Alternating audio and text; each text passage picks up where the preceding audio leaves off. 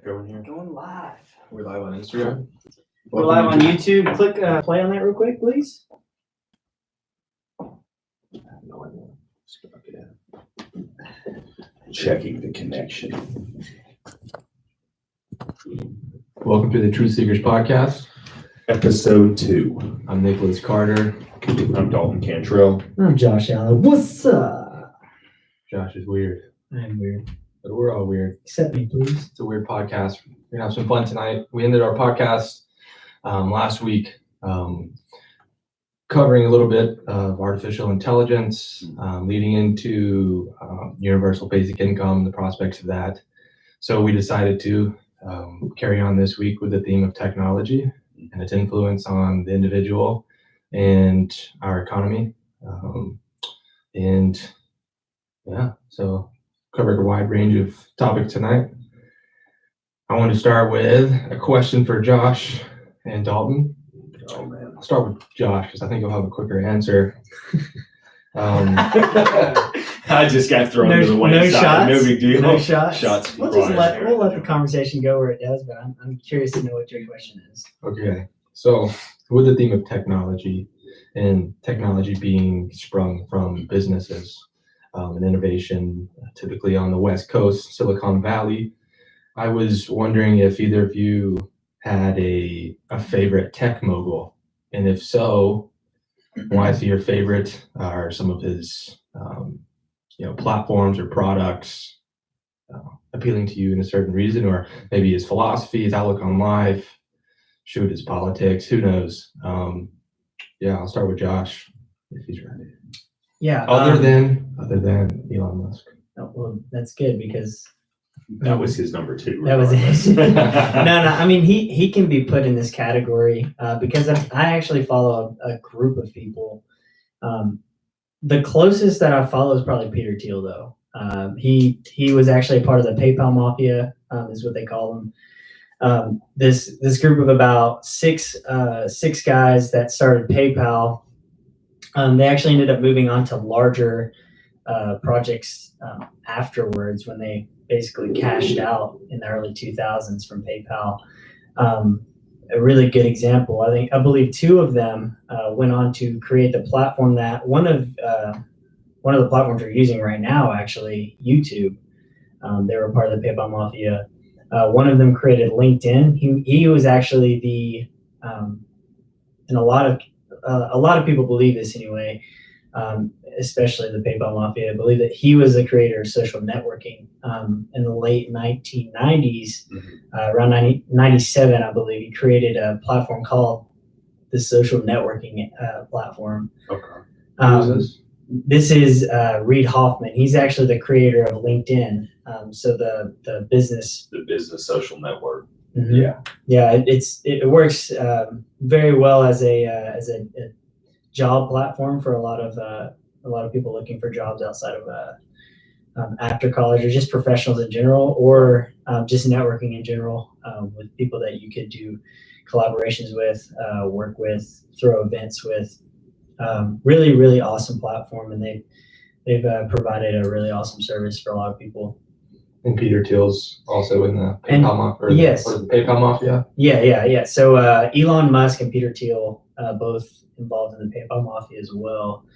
Elon Musk, I believe a lot of people will probably already know what he's done, what he is doing right now with SpaceX, Solar City, his solar panel company, where he actually produced the batteries that provide life for a lot of his tech that he puts out to the market today.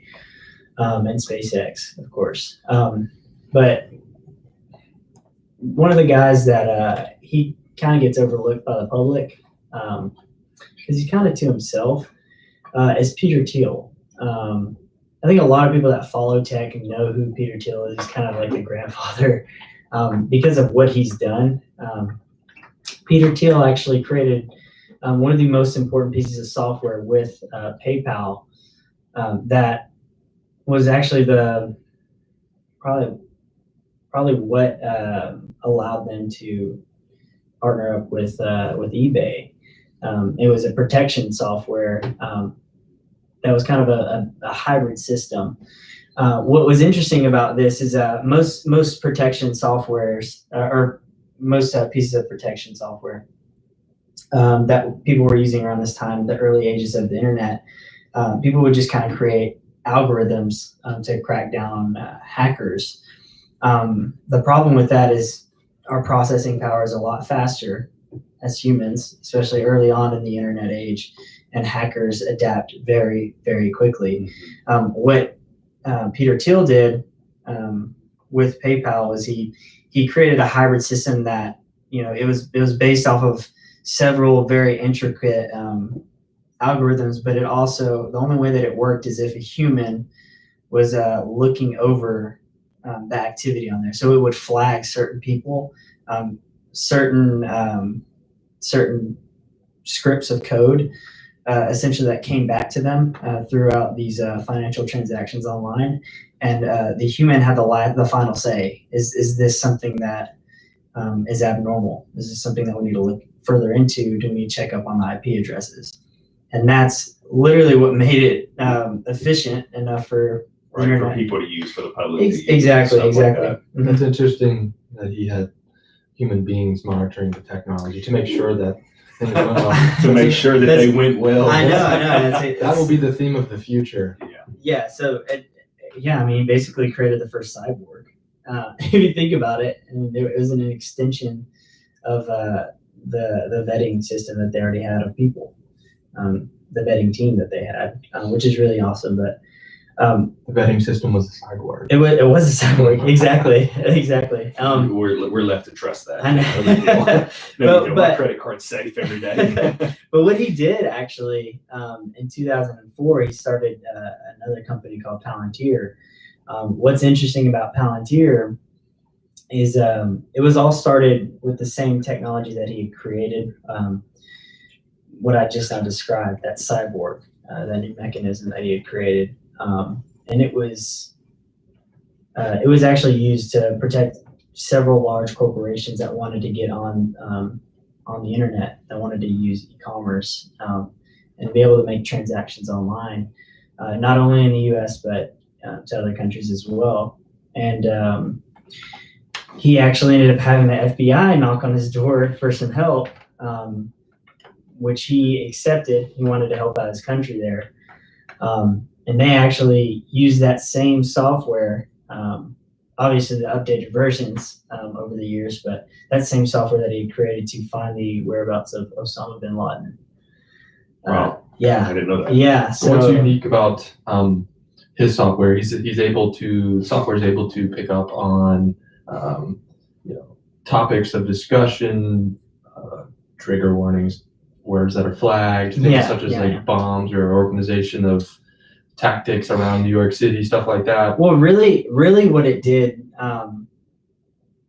it actually flagged certain scripts of, so when you talk about coding or anything to do online, it's basically a series of different scripts of code.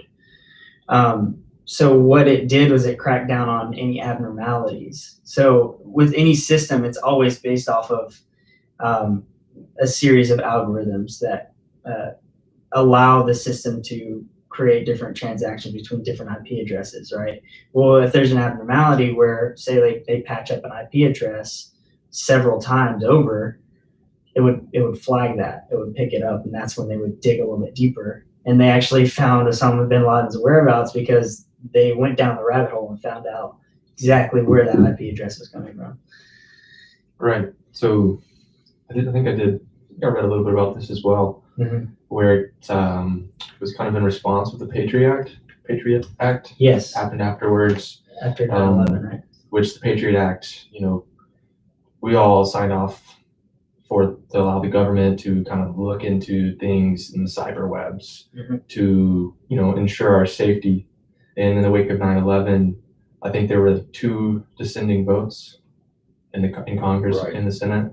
So it was because of something as crazy and tragic as 9/11 event that we so willingly accepted the government's help and safety and protection. Right.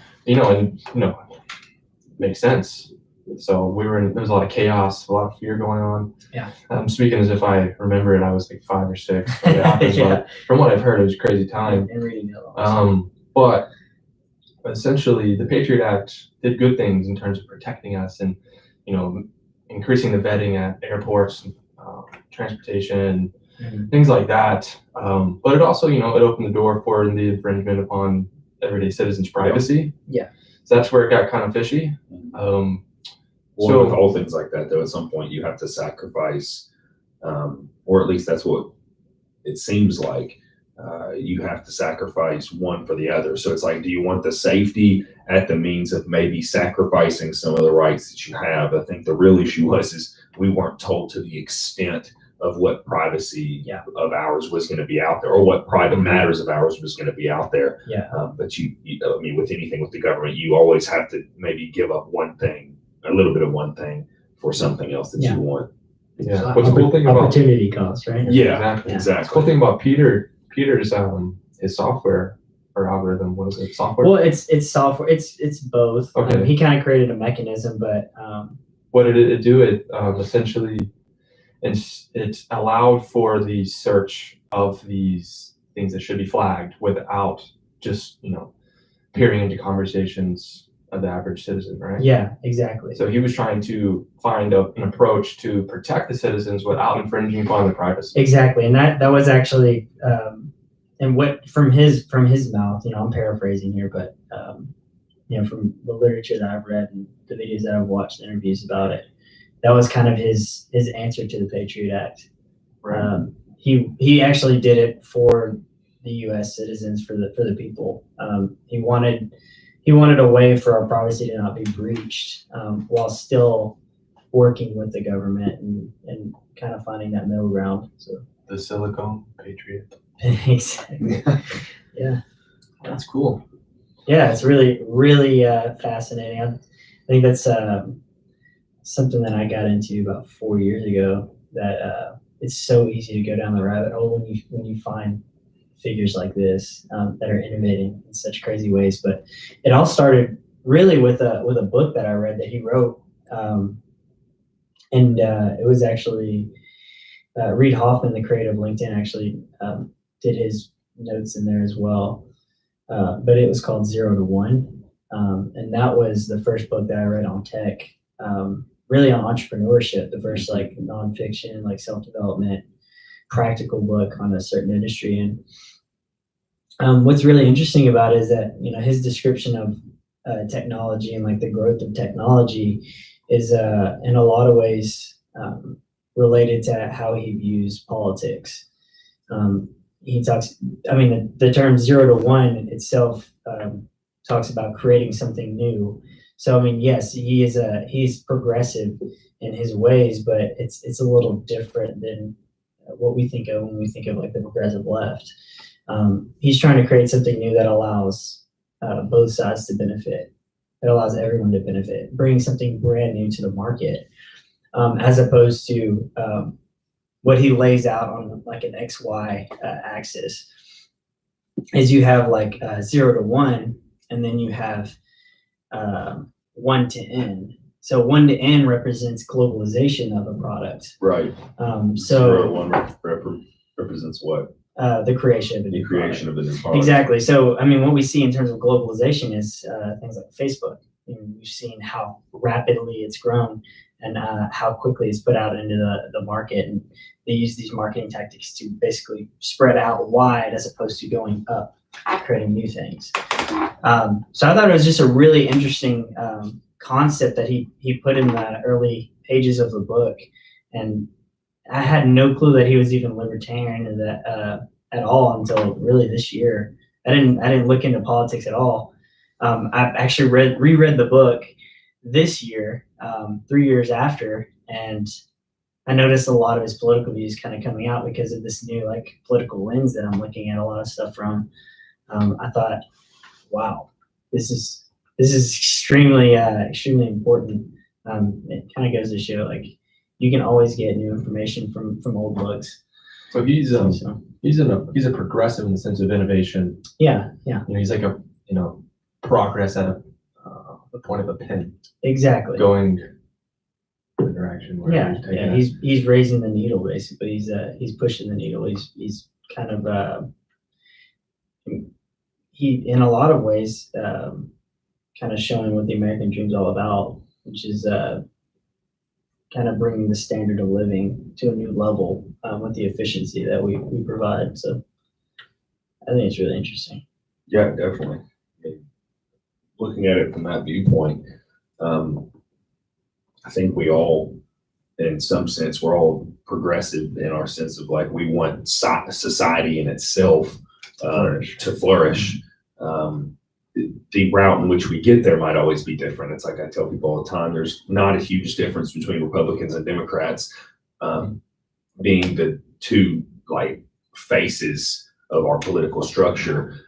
There's not a difference in them other than the route in which they take to get from A to B, you know? And I use that a lot when I explain that to people is the fact that no matter where you are, even progressives, they all have this sense of good for everybody. Yeah. But it's the route in which they take to get there. So it's kind of interesting that, you know, his route is of course going to be something with his strong points. So it's going to be through technology. It's going to be through benefiting the, I guess you could say, the privacy of everybody involved in it.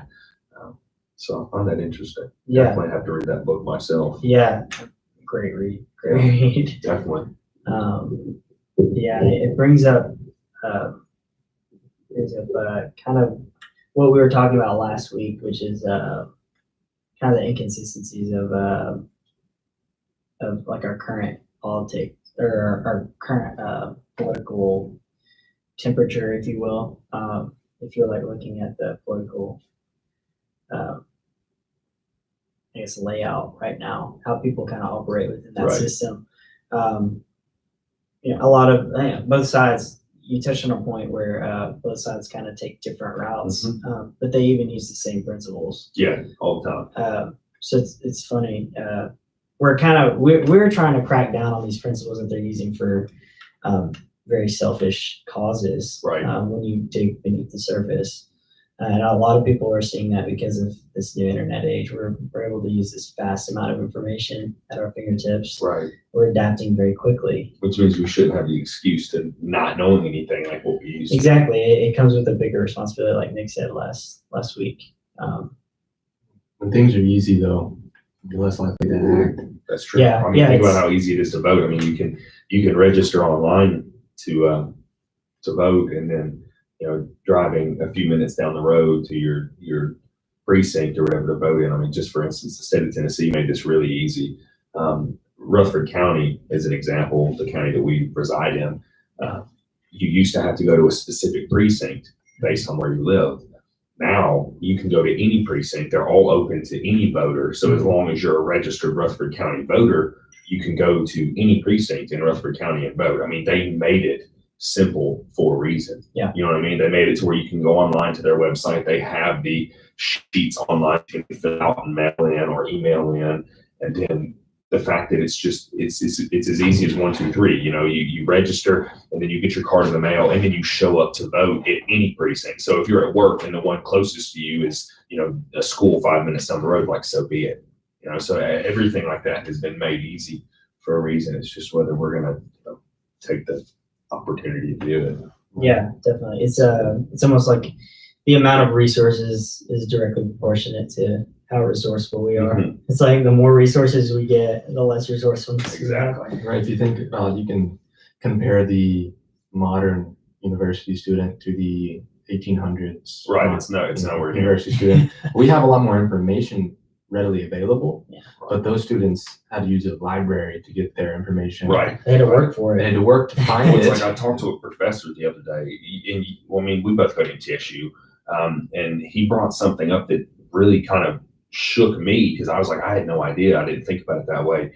But he said there are a lot of graduates that come out of universities that are, they're not really intellectual. So it's not that they're not smart, it's that they're not intellectual. You know, when I use that term, and when he used that term, because this came from his mouth, what he was saying is like, they don't come out prepared to problem solve. They don't come out prepared to deal with things in everyday life. So like, yes, they went to chemistry 101 or chemistry 1001 or something like that, but that doesn't mean that they actually picked up the day-to-day principles that they should have from that class. You know what I mean? Yeah. So they're not actually any more intellectual after graduating. The difference between, like you said, the student nowadays and the student, 20 years ago even, is that we're less intellectual because everything is at our fingertips. So we don't really have to be intellectual. We just have to be able to pull a phone out or a computer out or, something like that. I mean, even libraries now are online.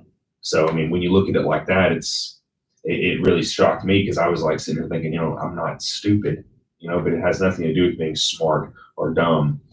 It's the fact that maybe we're just not as intellectual as we used to be because we don't have to be anymore. So right. When you say intellectual, do you mean intuitive or what would be the word? Intellectual, I guess the way that he used the term was, for instance, like curious. Yeah. Yes. So curious to know new things, the ability to know new Right. things. One of the biggest issues that he had with some of the universities that he had worked at was like graduates that came out of these universities were like employers would call them and say, our biggest issue with this said university is that these students, we don't find them to be intellectual. So like, yes, their resume says a lot, or yes, their degree says that they've done a lot, but they're not really intellectual. When we ask them these questions, when we ask them to do these things that are job related, they're not intellectual. They can't figure it out themselves. Exactly. They need to be shown. They need to be shown, or they need to be given a textbook or something like that. And that's not creating intellectuals. You see what I mean? Yeah. So like, even though I don't need my geology class, I still have to take the geology class because it's nice to know certain things about it. You know what I mean? It's nice to know things about this planet. It's nice to know things about a rock, even if that seems like something that nobody should know. Yeah. You know what I mean? It's the fact that I know something else now. Mm-hmm. You know what I mean? If I was just going to school for one thing, so be it. But that's why we have masters and PhDs, stuff like that, where you can really hone in on those skills. But the overall bachelor's is this idea of creating an intellectual person to function in day-to-day life.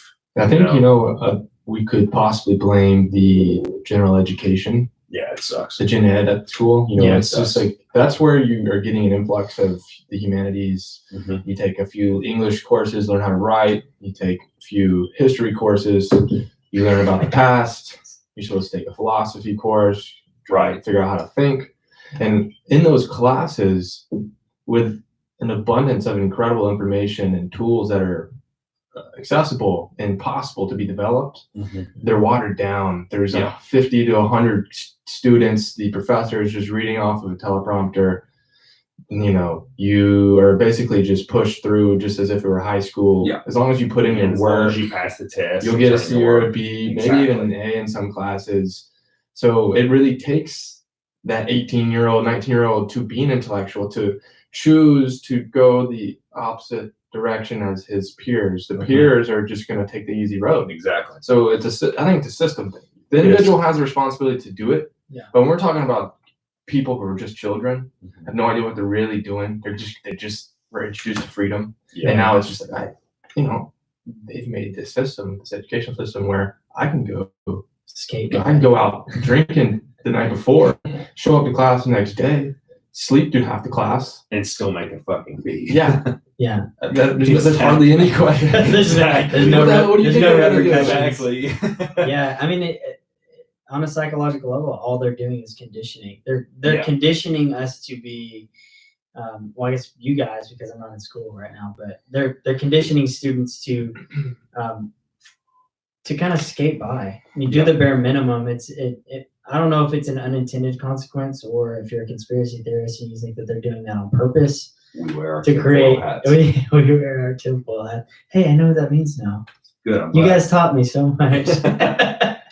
Well, once you get out of the general education, it does get a little bit more difficult. Yeah, it does. That's for sure. But that's, unless you're in humanities, like myself and Dalton, studying literature or history or philosophy, you have to be able to think for yourself and be able to write and understand, abstract concepts. But for the most part, people aren't majoring in the humanities, so they go through their gen eds and it's really easy. And that's where the humanities are. That's where you learn how to think. That's where you become more of a human. Right. I mean, when you look at it from a percentage perspective, I think it was like last year at our university, over 40 2% of the graduates were in some business-like degree. Yeah. That's not a bad thing. So I'm not saying it's a bad thing, but I am saying that I don't think they learn the same way. I don't think they teach them the same way, because there's business students that still come to me and want me to write their papers. There's chemistry students that are struggling doing a research paper or a thesis because they don't know how to put thoughts down on a page. You know what I mean? And that's kind of sad. That's really sad, actually, because that's a skill. I mean, no matter what you do in life, I remember I had a history professor tell me one time when I left her class, she told the whole class, she said that the most important thing to her about being a history teacher was the fact that she was preparing all of us with a skill set that we were going to use for the rest of our life. So this idea of like doing research, this idea of writing, creative writing, persuasive writing, the ability to communicate with others, to have a conversation with others, to debate with others. These were things that you learned in the liberal arts. These were things that you learned in liberal studies. Even though, people looked at a history major and was like, well, that's useless. Are you going to teach? And it's like, no, I'm not. You know what I mean? Like, I'm going to go out and be an entrepreneur, but it doesn't mean that I didn't take my degree and, put it to use. That's where, on a societal level, we've shifted our focus when going to university. Yeah. The goal is no longer to become this, improved version of your former thinking self. And now it's to find a skill set, develop a skill set in order to be employed. Mm-hmm. Yeah. That's why a lot of the students just don't value the gen eds, the humanities. Yeah. So it's become a business. And we can look in, we can talk about we the can fact definitely talk about that another time too. That'll probably be next week. You watch. Yeah. But do you have a favorite today? Yeah, I was going to say today, technology. favorite? We go off on little man or tangents. And it's normal. Yeah. I guess I was thinking about this. We were talking about it before we started the video. Yeah. Reel it back in. Yeah, boys. got to reel it back in. So and just for everybody that's watching, listening, or whatever, we do that a lot, but there's always a point behind what we're doing. I mean, the idea here behind this podcast is to set everybody up, to give them an outlet of something to listen to, a resource again. Explore ideas. Yeah, so we're going to do a lot. But back on to what we were talking about today, my two favorites, and I can't, so I'm a little ignorant in the tech industry or the tech field. I've had to do a lot of research and stuff like that, and that's perfectly okay because that's the whole point. But I guess if I were to label two favorites, it would probably be Bill Gates and is it Jeff Bezos or Bezos? Yeah. Bezos. I say Bezos. Yeah. Okay. So I always get this funny look because everyone's like, "Oh, that's so silly." And I'm like, "Well, not really." I mean, Bill Gates was like, and is to this day because he's still alive, is like one of the godfathers of technology in America, at least, and really all around the world. Yeah. This is the guy that created computer programs with Microsoft that have now been innovated on all spectrums. We're talking like some of the stuff that we have today would have never started without certain Microsoft programs. Maybe I'm biased because I use Windows every day or I use Excel every day or something like that. But I mean, just look at the day-to-day impact that he's had just by creating what we view as like a simple set of programs. Yeah. And even as far as like their technologies, like their computers, the thing that we're videoing off of right now is Microsoft programming. So Bill Gates, just because of his economic impact and the fact that like he dove into something that was so new at the time and has created a world of different sense. And then, on the side, I mean, look at all the humanitarian causes that he supports. This guy has done a ton for society, set up multiple different scholarships, has different foundations that help different kinds of individuals in certain circumstances. And then, bringing technology and his technology to certain areas of the world. I mean, I don't like to use the term third world countries. I like to use developing countries. But he's... How politically correct of you. Well, theoretically speaking, that is an old term. It's a term that we use, after the Cold War, I believe, was when it kind of stuck, I guess you could say. And we used everybody that was a developing country and we labeled them as third world, which really just means that we use them and strip them of their economic product, and they export their economic product. But we're going to get into that later. Either way. So That's over my head, man. That's the first time I've heard of that. yeah, That's that's what it is. I mean, first world countries were the people that basically took the imports and didn't necessarily have as much to export, unless you're looking at like China. And then third world countries were the ones that were used. So like a lot of the African countries are used for certain things that they have. And I'm going to get into that with the technology and stuff here in a little bit, because there's some really precious minerals that come out of Africa that without them, we wouldn't have technology today or modern technology today. So I'm going to get into that later too, because I think that's like fascinating. It blew my mind hearing about that in a geology class, by the way. But either way, back to it. Jeff Bezos, again, another one who is just a tech giant. He's maybe not on like the forefront as far as like creating algorithms or computer programs or anything like that, but this guy created Amazon. And when you think about Amazon, it's actually kind of hard to wrap your head around what Amazon is, because right now, what does Amazon not do? That's the way I look at it. And that, I mean, again, this is simplified because I don't do enough and dig enough into those kind of things. I'm kind of ignorant to those subjects. But Jeff Bezos is now, I think, the richest man in the world. Yeah, he is. And this all started because of Amazon. Excuse me. He's also another one that has used his power, his money, his influence. He's created a political platform for himself too. I don't think he's expressed interest in running for public office at the moment, but you can always track the money and see. So he's heavily politically I involved. think he owns the Washington Post or Washington Times. He might. I'm unaware. He might. Yeah. But I mean, he's clearly stated his political beliefs multiple times. I mean, he donated to both of the campaigns for Obama and donated Hillary Clinton heavily. And I'm not saying that that's a bad thing. I'm just saying like he's made it clear where he stands. So again, he's politically active, and I appreciate that. But he's also another one. He's done a lot for the community. Yeah. He actually. One of the big props that I always give to anybody for Amazon is that, all of the cities that have an Amazon facility are extremely lucky, because Jeff Bezos is one of those people that prides himself in saying that he's educating students also, or he's educating people also. So they actually do their best to work around your school schedule. They're one of the only professional jobs that you can get to where it's like, if you're getting a master's or you're getting a PhD, or even if you're doing your undergrad, like they're going to work around your school schedule to make sure you can still get there to work at that Amazon facility also, but they're willing to do that. They even give you stock options to help you. So, I mean, Amazon's gone out of their way to help people also. So, I mean, in the end, no matter where he stands, he's done a lot of good too. Yeah. And so that's why I appreciate both of them, mostly for what they've done outside of their industry. He recently started two funds. Like $2 billion worth is what he's invested. Yeah, That's unbelievable. He did. Yeah, I recently read an article. I think it was yesterday. I read this article on LinkedIn that was talking about how he started these two funds. I'm not going to go into the details because, to be honest, I've gone into so much stuff that I cannot remember half the crap that I've gone into. I get on these random kicks of like reading. Why? Let's hear from you. Stuff. So I said you two couldn't choose Elon Musk. Because you chose Elon We did. Musk. I knew it. I knew it. I felt it inside. So give us the rundown, man. I love it. I don't spend as much time looking into technology either, but I like rockets. I like cool cars. And I like Elon Musk. I mean, it's hard not to like Elon Musk. Tony Stark himself. I like not flamethrowers.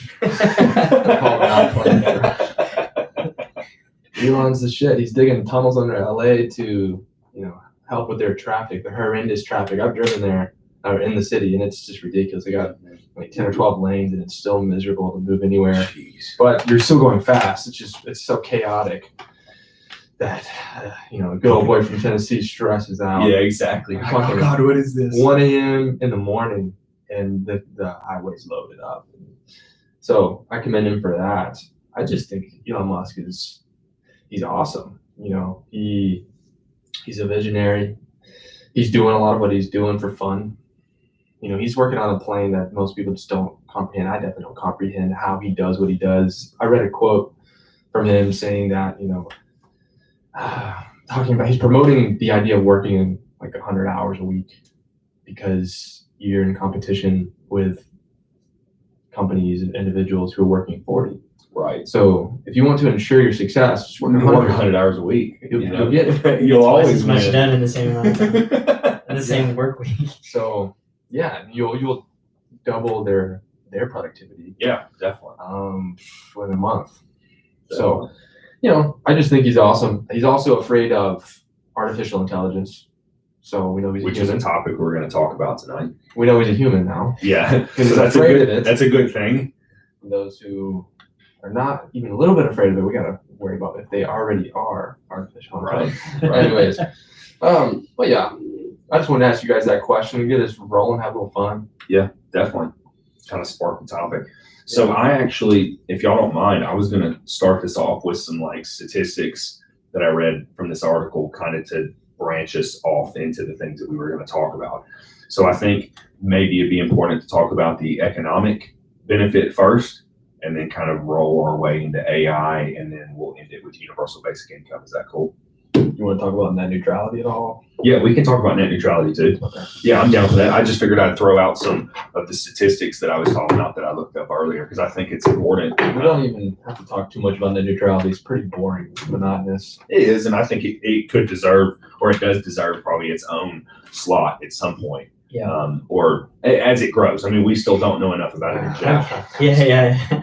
So I actually found this article. It was published in August, and it's part of the World Economic Forum. And I found this interesting because it kind of lays everything out and categorizes everything. So under direct job creation, the ICT sector, which is known as the Information Communications and Technology sector, is expected to remain as one of the largest employers in the world. In the US alone, computer and information technology jobs are expected to grow by 22% all the way up to 2020. So that's a huge jump, 22%. When you talk about anything, yeah, that's 2 years from now. Less than 11% a year. Yeah. Good Lord. Yeah, that's unbelievable. I mean, we're looking at 11% a year. And so it's saying that between now and then, and when this was published, this was less than a month ago. And so granted, I'm sure some of these numbers are, have been changed and stuff like that.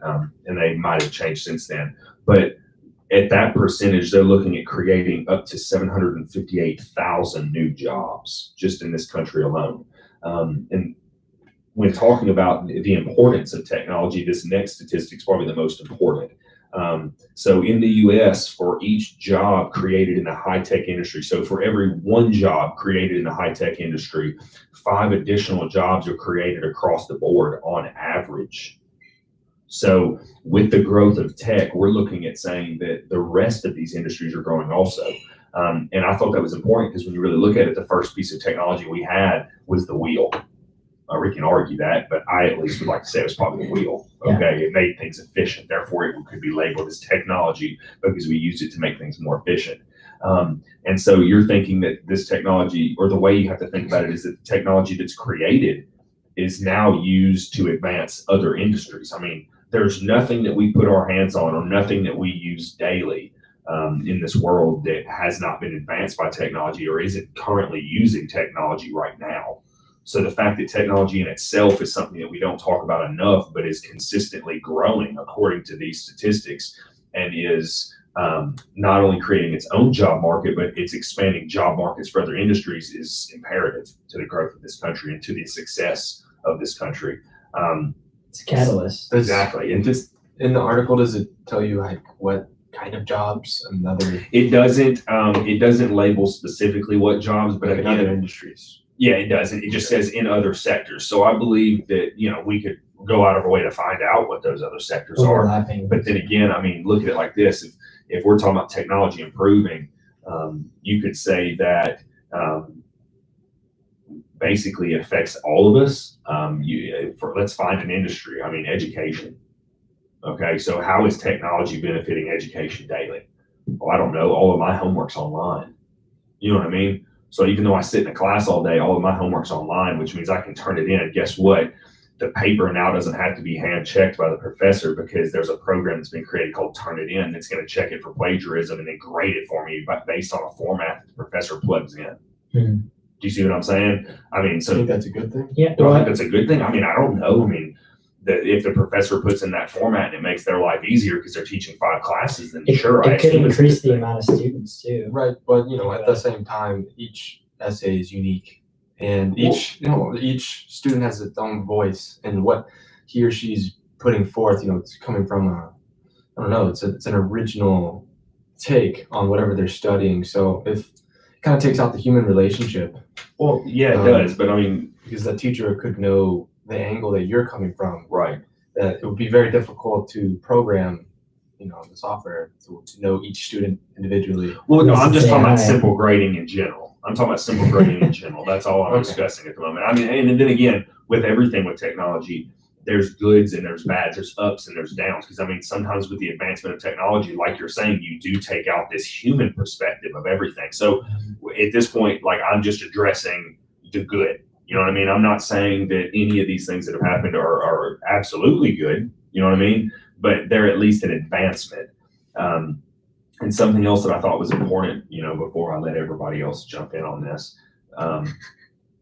I thought it was really impressive when I was looking at it from like a world economy point of view. And I had this conversation with you right before we started.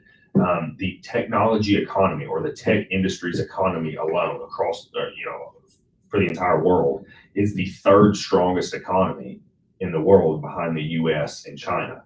So even though it's a part of everybody's economy, it in itself could stand alone as the 3rd strongest economy.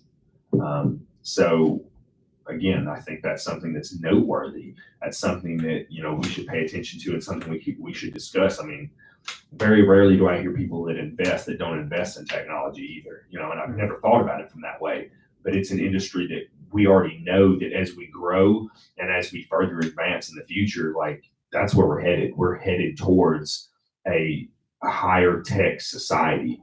We get closer by the day. I mean, we think it's crazy now and they're like, oh man, these cars drive by themselves. And it's like, not really. I mean, how long have we been driving cars ourselves? You know what I mean? So like when you really look at it from that point of view, like we're getting closer, and is that a good thing? Is it a bad thing? I don't know. But it's an advancement of technology in itself. Yes, so definitely an advancement. Shit's hot. Good. Well, I like hot coffee. What is technology? Josh? Josh, what's technology? Oh God. Well, based on what you were just saying, which I agree with completely, it's just any sort of advancement or Smells good. anything that could advance our efficiency. Efficiency. Yeah. So I guess where I'm getting at is technology in its own nature is the advancement of efficiency, right? Yeah. So, that gets into the idea of automation. Mm-hmm. So if technology continues to grow, like we're saying, at that rate, which is exponentially speeding up, then there are going to be a lot of jobs in that industry because it's going to get so large. Yeah. But I'm a little apprehensive and just even say that the advancements in technology are advancements for civilization. Yeah. So it's the point of technology is to make things easier, more accessible. Exactly. So again, it's like kind of what we talked about, or what I said in the beginning, like with everything, like what are we sacrificing to have it positive, So with technology, like you're right. I mean, if my car is driving for itself, what am I having to sacrifice for the car that's now driving itself? You see what I mean? Like there's an advancement, but then at the same time, like what step back does humankind or mankind take when technology advances? Here's something too that you have to consider.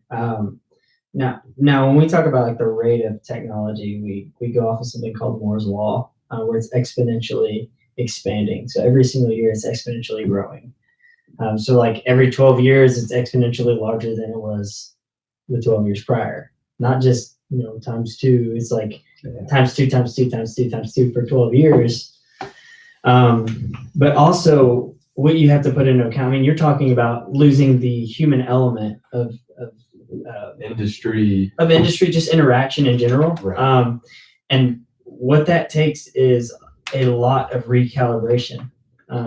So learning how to use this equipment. And I think an example of that would be how we're using social media. I mean, it's very, very new, but people our age, we're starting to see taking breaks from social media or even deleting their social media because they see how destructive it is, or that they want to kind of step back in order to learn how to use it properly. That's an example of recalibration. But I mean, obviously we're talking about Moore's law. It's exponentially growing. Our recalibration has to exponentially grow as well. We have to try to keep up with that, which is why I believe like Elon Musk is so afraid of AI. But I agree with you completely. I think we just have to learn how to recalibrate to this. I think that it takes a lot of effort, a lot more effort to try to keep up with it. Right. And that's something that we're not really focusing But on. we have to act really, really soon if we're actually going to do that, because like you Exactly. said, Moore's law, it's the growth in exponents. Yeah. And if the technology within artificial intelligence is growing exponentially every year, we're talking about technology that can think for itself, problem solve. It's mimicking human cognition and thinking processes.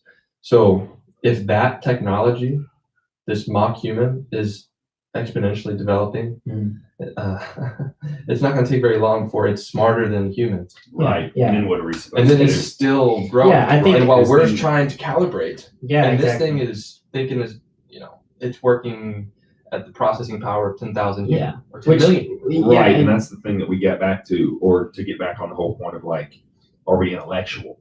You know what I mean? Yeah. Like, because that's where that really comes into play. I mean, what about all the people out there that are not tech savvy, or all the people that don't have the ability to understand technology, like people like Elon Musk? And then, I mean, what are we supposed to do? Where do we serve a purpose? Because we're no longer, we're obsolete. You know what I mean? We don't have a purpose with that technology or with its growth, and so when it comes and takes my job, and my job can be done by AI instead, at that point, I mean, it seems like it's so far away, and it seems like that's so crazy to think about. Well, I mean, what are we going to do when it actually happens? Yeah, and if it's moving exponentially, Right, exactly. And so, like, what creeps do up on you do? Do you support it? Do you not support it? I think that's why it's important to keep things like that monitored. I think that's why those things, especially, and I'm just so everyone knows, I'm not a fan of government involvement in anything, because they usually mess up. Go figure. But There's certain things. there's certain things that I feel like need to be monitored. Yeah. You're correct, because the growth of AI and the growth of technology is good, yes, but at the same time, are we eventually going to live in a world again to where it does everything for us? You know what I mean? What is that going to do for the individual human? What happens to blue collar jobs? All right. For instance, there's factories down the road from where I work where like 65% of the factory is maintenance, because all they do is come in and service and maintenance the machines. You know what I'm saying? Is that a bad thing? No, because they get paid like $22 an hour. So they're living a good life. You know what I mean? They work, I don't know, 50, 60 hours a week, and they get paid $22 an hour. All right. So it's not a bad life, but is that what we're all going to end up doing? You know what I mean? People used to put together cars. They still put together cars for the most part, but a lot of it is done by machinery now. And then you have a person that stands there and operates a switch or operates the machinery. What is that doing to us as mankind? You know what I mean? Like, what is it taking away? It begs the question, why are you even doing that? Exactly. Why would you go to work to Exactly. do that job? If Exactly. the only meaning that you're getting out of it is the construction or the maintenance of the constructor. Exactly. And that constructor isn't even a person that you can relate to. Exactly. Well, okay. I mean, that's a really, really good point. I mean, do they want to do it? Right. But Well, I mean, we want money, don't we? yeah, I mean, We're yes, greedy, aren't we we? want money, but also, and kind of like to agree with it. Back to like, disagree around here, right? no, this is a group think tank. That's what it is. We all think the same It's all way. group think. No, But kind of back to like the economics of everything. It's the law of diminishing returns is what I think of when I think of this. It's at what point do we start losing more than we're gaining? Right. Yeah. On an economic level, and I think that's the big question here. Yeah. What do we do about that? Yeah, I mean, when the normal, the average individual, only prospect they have for a career is in the tech industry, but maintenance, unless I mean, there'll be so many different jobs for sure. But the majority of people are gonna have to do things like maintenance to have a job. So those people aren't going to be making near as much money as those who are coding and those who are actually coming up with the ideas, which will be the same companies if we keep going at this rate. Exactly. It'll still be the monopolized corporations, big tech, Google, Apple, Facebook, Amazon, Tesla, all the companies we just talked about. These companies are going to, I mean, if they're in control of AI, because they created it, they're going to be the power structure. Exactly. So that's the scary part about it. It's they're gonna have a lot of money and a lot of power, and they're gonna know pretty much everything about every individual because, and they might even be able to tell the future. I mean, how far does it go? I mean, Yeah, exactly. Look at the military right now. Yeah, The military, for instance. Exactly. I mean, most of their jobs in the military are people that operate some sort of machinery. So, I mean, back in the day, we're looking at like, you'd march in with a gun and you'd stand up and you'd shoot at the enemy across from you. And now we're talking like, I don't even have to see you. I can be in my country and launch a missile from my country to your country and take out anything that I want to take out. And then it's like, oh, look, problem solved. Yeah. You know what I mean? Oh, I can just drop a bomb. Boop, problem solved. You know what I mean? And I'm not really saying that solves the problem because that creates a conflict. But the idea is that like technology's advanced so much, and our military is a good proponent of looking at to see how far it's advanced. I mean, there are more people in the military that their job is to operate a piece of machinery or a piece of tech than it is to actually be in like a combat scenario. Yeah. You know what I mean? I'd be willing to say that for, every one individual that's on the ground, there's probably at least 2 or 3 that are operating something that's watching that person or taking care of that person or is a vehicle transporting that person. Yeah. You know what I mean? And is that a bad thing? No, again, it's not. But it's like at some point we need to kind of have like that step back from reality and see how fast we're actually growing and what damage is the speed in which technology doing to the military? Well, not just the military in general, but like to mankind. Right. I mean, Yeah, exactly. We've lost touch with so many things because, it's like, again, I don't have to be intellectual because I can just pick up my phone That's and look intellectual everything for up you. at my phone and it's smart for me. You see what I mean? So like, am I actually not as smart as I think I am because I have a phone in my hand? It's your calculator. You see what I mean? Like it does everything. It's becoming an extension of oneself. Yeah, technology is starting to become another version of us. Already. That's so funny because Steve Jobs even said that when he created it. In some of his presentations. Well, it's going to become an extension of your hand. Yeah. God, He said, I wanted to make something glued to them. Yeah, he said, some of the things that he said, I want to make a product so sexy that they can lick the buttons off. I've seen people lick their phones just to clean it. So that's people, they're just like, but also later on down the road, he talked about it being an extension. Yeah, it is. I mean, it's an extension of who we are. I mean, think about it. When you talk to somebody, and for instance, this is crazy, but this is, just being in college. So I pay attention to these weird conversations. There are more guys that don't go and ask for a phone number. They go, hey, what's your Snapchat? Hey, what's your Insta? Find them on IG. You know what I'm saying? Do the Follow my approach. IG. You know what I mean? Follow my IG, follow my Snapchat. You can keep up with my daily life. No, that's ridiculous. Think about it. This is crazy. Back in the day, if you wanted to get somebody's number, you had to ask for their number and then their party line extension. Okay. Now that's like way before me, but I'm just explaining the advancement and how far we've got. You would have to, plug into a party extension and then you'd have to call and be like, is this me? Is this who I'm? Okay. For instance, let's say Nick's at the other end. Hey, I want to talk to Nick Carter. And then you have an operator and they plug you into the extension and you got to wait for a little bit, but somebody else might pick up because it's a party line.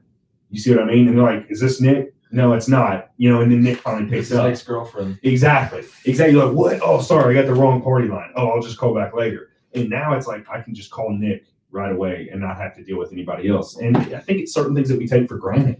Yeah. You know, like we take for granted a lot of the technology that we use because we were born into an information age. I mean, I think it's our age group. Is it, what are we, generation what? Gen Z. Gen Z, we're Gen Z. Technically, we're Gen Yeah, Z. so we're literally on the cusp. We're like, would you rather call us millennials? well, you guys are first. You guys are first year. I'm second year Gen Z. Oh, okay. We're the leaders. We're the leaders. I of Gen know. Z. I can be Gen Z. That's okay. So, you know, with Gen Z, I mean, think about it. We went to school and like when they started like bringing in computers and stuff like that, I remember when my school got like these little tablet computer things, or like not tablets, I mean like laptop computer things, and they only had like one function. You could literally open it up and sign on and play like a video game, unless the teacher sent you homework, you know, and you thought you were cool. The moving laptop labs that they brought into your class. Exactly. You know, and now it's like we all have a computer at our desk regardless. Yeah. You know, you go to school and they have these nice Apple computers everywhere in front of you. You're just like, holy cow. I Like, need to go back. you know, yeah. So I mean, it's ridiculous. I think it's kind of cool to like do the zoom out perspective and see what it's done to you. And I think that's why it's probably important for all of us to put our phones down and go out to Colorado or something every once in a while and get away from the things that engulf our life daily. Yeah. You know, it's that, so the social connectivity, you know, and the ability to. Why do I drink coffee like this? Why do you hold your What is, cup? why do like I that? hold Is my it mug like this? Is this a balance? It's so thing? small. The mug is so small, my hand can just crush it. You know. Oh my god! He crawfish pinched it. Well, Just either way, to this is another real in moment. I'm sorry, I got distracted. Nick, I'm listening. I'm all ears. You know, because most of what people's interaction is with technology, it is social media, you know, that social connectivity. You naturally are going to want to put out the best version of you on Instagram, Twitter, maybe not Twitter, people say lots of stupid stuff, but especially the images. version of you. The funniest version. Yeah, of you well, on Instagram, you're putting what you want, what you think is good. Yeah. Because why wouldn't you? And a picture tells a lot. It tells a lot more than a paragraph could. You see the human. So, you know, the edited human. right. It's not everybody is happy all the time, and everybody's living their best life every single day. I think it creates a distorted version of reality where everyone is putting out their best version in an image, and that's what everyone is seeing. We're competing. Follow my facade, right? Yeah, we're competing. You know, just want to stay up to date. Well, yeah, and we want everybody to like our picture. We want 100 likes per picture. I mean, it's ridiculous because I just found myself putting up a picture the other day of myself, and I was like, afterwards, I thought, did I do this to just get likes, or did I really care that everybody saw what I was doing? Yeah, I mean, you know what I mean? If you really did they really care that I go into the gym and that I lift? No, they don't care. You know what I mean? No one really cares, but they'll like my picture and then they'll send me a DM later, be like, "Hey, bro, you look great. What program are you on?" I'm like, I haven't talked to you in 6 years, you know. But I mean, that's what it comes down to. It's like it's now not just a platform in which to like spread information of oneself, but you know, it's like this stuff is really creating an image for you at the same time. I mean, we have companies that look into your Instagram account to make sure that you're doing what they consider acceptable because they already know we're going to be on there. Your Instagram account's your brand. Well, yeah, exactly. Well, okay, we're like branding ourselves. If we're looking at just the concept here, like, and I never really thought about it like this deeply, just like the pure concept of it. It's like, hey, follow my facade, I'll follow your facade back. We're looking at each other's stories like, what's their facade up to today?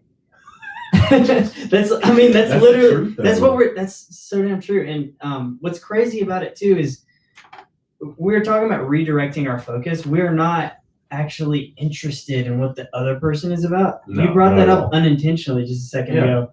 But what's crazy about it is that we are so concerned with what our facade is that we can't even have a real conversation anymore. We're not actually interested in what your thoughts are. Right. Well, that's what I was saying. Like, we have literally gone as far as like the advancement of technology has already grown so much to the point to where we would rather like and follow somebody on Instagram and see what it's like to be them or see what it's like to see what they're doing than we would like actually spend one-on-one time Well, with that person. it's almost become like this. Holding the mic like that. What's wrong with it? You're holding the bottom of it. Yeah, it's where you're I holding just the connector. It's just doing that. Is it good now? Should be good. Is it good now? Yeah, just wiggle it. We'll edit I this out. suck at this microphone. My mic always has But- problems for some reason. But yeah. No, I see what you're saying. It's almost become like this competition of is my facade better than their facade? It's almost like just this comparison game as opposed to let me hit them up to see what they're actually doing because I'm actually concerned with what they're doing. It's like, no, let me stalk their Instagram account so that I know what my competition's like so I can post the best version of myself. Right. Let me see who has better booty gains because I want to go figure out and be Yeah. better than What angles are they using? You know, that I I think could a use. lot of this, I think a lot of it's subconscious. Yeah, don't- it is. It is. I think It's for the most conditioning. part, you're not really intentionally like seeking out certain things about certain individual to get upper hand. It's more like it's subliminal. it's more of a when you're scrolling through Instagram, it's more of a numb process. You're not Yes. really engaging your frontal cortex, so you're just really taking in information. That's just an image. It's There- not difficult to take in. Right. You're just kind of scrolling through it, and I don't know. Or I definitely- reacting a lot more to. Right. I The got coffee in me, so I'm like smelling the mic now. I'm waking up. Bro, his mind when he gets a little bit of caffeine in him, It goes off the chain. I mean, there's he's just like bouncing off of everything right now. Okay, so you were basically saying that we're just basically reacting. We're feeling something as opposed to being proactive with it and doing something with we're it. reacting to just gotta make sure it works. we're reacting to a technology that's new, that the human body has never dealt with over the however long creation and evolution has been going on. Right. This is a new phenomenon. We have the same body as the human beings from 10,000, 50,000. I don't even know that. It's like tens of thousands of years ago. We have the same genetic makeup. Yeah. And Definitely. that body has lived a life a certain way for a very, very long time. And now all of a sudden, It's exposed our to something generation is new. just exposed to some of the craziest conceptions that people 30 years ago would never have thought of. Exactly. And now our body's reacting, our brain's reacting. There's all these there's a bunch of things triggering off. It's like, oh, this feels good. When I get 150 likes on a photo, it feels I know. good. I feel Dude, good. well, when that- I get this like euphoria effect. Well, dude, because people cared about my That's a life. perfect way to segue into kind of what Tim Ferriss said. I was listening to an interview with Tim Ferriss, and he was talking about this. Humans kind of act in a lot of ways just like every other animal.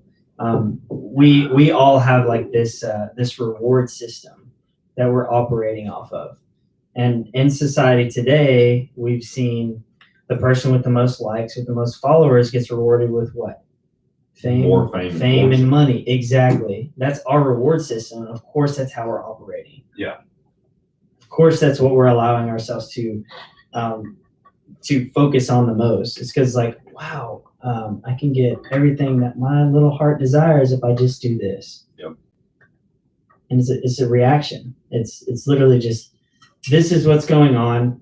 We're not necessarily conscious of it all the time, most of the time. And the only way to get out of that is if we condition ourselves in the opposite direction, which takes a lot of work because we have to completely change our reward system. Well, we glorify famous people. Yeah, So, that's a part of it. It's a you know, social issue as well. Right. So on social media, I think the reason why we like having more views and likes because more people know who you are, and we've glorified these people who are known by millions. So it's like we want to be that. Well, yeah, we've glorified what it's like to be famous, and we've glorified this idea of like, if I'm obviously famous, it means that I can do more.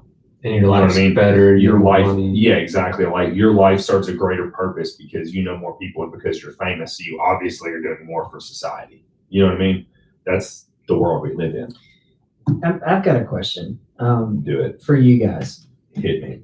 And Literally. this is just kind of like a little exercise. Like, what do you think the proactive move is in terms of not only like a social move, something that we can do today, but it's a kind of a two-part question. But also, what do you think it looks like in terms of like our leaders, in terms of a possible piece of legislation or lack thereof. Like, what do we have to do in order to kind of change like the direction that we're going with social With technology? Yeah, with technology. With technology in general, because again, this is all just a subcategory of technology in general. I mean, you can't really limit technology's growth. We've already had that discussion. We can monitor technology's growth, can we not? Mm-hmm. How so? Like, what do you mean by monitor?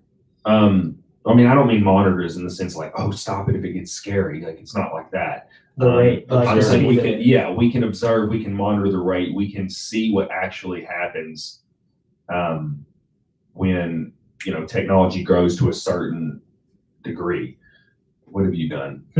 Hold on a second. My for the Instagram listeners, You're gonna have to say your phone password. yeah, I'm not gonna say that out loud. Hold on a second again. Sorry, YouTube, we failed you We've- yet again. We failed you. Well, there's a 1 hour limit on Instagram, and we've got most of our people. But either way, back to what I was saying. Is that cool, Josh? By just talking. Okay. So, I mean, the idea here is that, like, if we're growing exponentially, it would be nice to monitor said growth and see what it's actually doing. It would be nice for the everyday person to know the benefits of the technology around them. You know what I mean? It would be nice for people to understand that, like, oh, as this technology grows, as these fields grow, this is how it benefits you. This is how it doesn't benefit you. When I say monitor, I'm saying it like that. Okay, I so think it would be important for that. like a third party, third party entity that's monitoring the growth and the intricacies that are going on that most people probably just don't understand. Right. Most people exactly. could if that's what they spent their time researching, Exactly. but most people aren't. Exactly. So my question would be: is you envision a private entity, like a private company? Sure, why not? Or I mean, you already or have the government. I mean, do you know what the idea of an info broker is? Somebody A data broker. Yeah, somebody dives into Yeah. a certain field of data and Exactly. gives you the information. And yes, and so you go to that person and they sell you that data. So I mean, why can't we do that? Yeah, we could totally do that. You right see what now. I'm saying with the tech industry? I mean, I think that would be important because here is like my one issue with the exponential growth in which we're talking about in technology. Again, this is all good. It's good for the economy. It's good for the people that are involved in it. But for those of us that are not entrenched in that field, that are not entrenched in the information and technology field here in this country, it would be nice, again, to be able to see to see the ways in which it grows and to see the benefits in which it grows. Because if I have a job in an industry that's becoming very tech based, and so they're, basically moving the human entity out of that said field, I would like to know that. Does that make sense? I would like to know how it's going to affect my field so I know what to do. Does that make sense? Yeah, absolutely. And I think there's probably a lot of articles online that have a lot of this information.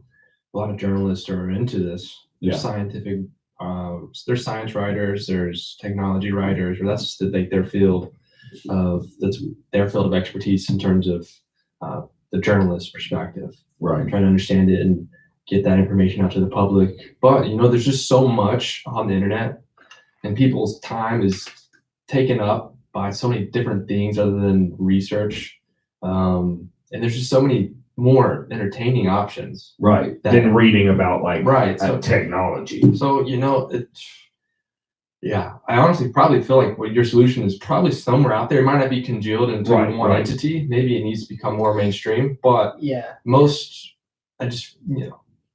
information's out there. People are just not engaged. People don't really care about this information. They think it's above their head, so there's no point in even looking into it. I'll just continue to do what I do and react and roll the punches. Exactly. Well, we're really reactive as a society if you think about it. Yeah. You know what I mean? We're not, and I don't mean that we're not active as a society. Yeah. We're just, the way we deal with things is we usually let that punch be thrown. So we're more of like a counter society than we are anything. Yeah. We allow things to happen and then we go, okay, now I've got plan A, B, and C. And then we're not really the first one to throw the punch. You see what I mean? We usually kind of sit back and wait and then see the results of everything that's happened and then move forward. Yeah. It's like we don't want to be responsible for throwing. And honestly, I think this is a good segue into one of the other topics that we have is again, if this stuff continues to grow, and I'm going to ask the question to you two, because I'm the one that kind of is already in the political field, what's going to happen? What's going to happen to jobs? What's going to happen to people around us that are not in this? Is the advancement of technology, if it starts to hinder job growth in other industries, or if it starts to hinder the human element in other industries, is this going to justify universal basic income? I mean, that's crazy. I mean, okay, It's a I total- just smacked you in the face with a question, but like that's what this comes down to, is it not? We had this discussion prior. I mean, if that's the world that we live in, Right. and that's what's going on, I mean, we're advancing day by day. You know, we'd have to consider to what extent are we talking about universal basic income? Are we talking about a percentage of the average income? You know, like, so to promote people to continue to work, Right. continue to develop and just work and be productive, Mhm. have their own jobs, they're contributing towards something, and they're getting, say, $1,000 a month to kind of help. Or are we talking a full paycheck? You know, are we talking the government paying you your salary, your yearly wage is all coming from the government? And if that were the case, you know, you have the question, like, where's that money coming from? You know, I would think it would either come from probably two different options. You know, heavy taxation of private industry, Right. because that's got to come from somewhere, or, you know, maybe public entities, public corporations, which that's a term that really means government owned land government and products. entities. And doing a little bit of research into that concept, I just looked up universal basic income just with a couple following clicks. I was in, you know, like, Soviet model economy. Yeah, exactly. So you gotta be careful. You gotta be careful when you So- look these things up, because all of a sudden everybody's gonna think we're communist or Yeah. socialist Well, or it's- something to some it's- extent. Yeah, it's kind of it is a socialist concept. That's what It this is. But I mean, the first but, few okay, but that so pop isn't Social Marxist- Security? Yeah, it is. I mean, yeah. I mean, here's the thing. We also, just to clarify for anybody that does not know this, and there's a lot out there, a lot of the concepts in which we use in our current political structure, they are what we would deem socialist concepts. Can we all agree to that? Yes. Okay, so that's not a bad thing, because we've seen how they've benefited, but we've implemented them in certain ways. Can they be abused? Yes. Can anything be abused? Yes. So the idea is that if we continue to progress, is universal basic income justified? Under some people, yes. Under others, no, because they have the same idea of, like, we're going to just pick ourselves up by the bootstraps and, you know, and keep going. But It seems to me like we're on a collective trend towards some form of socialism. yes, Because of many factors, the whole globalization, the technology development, the AI thing.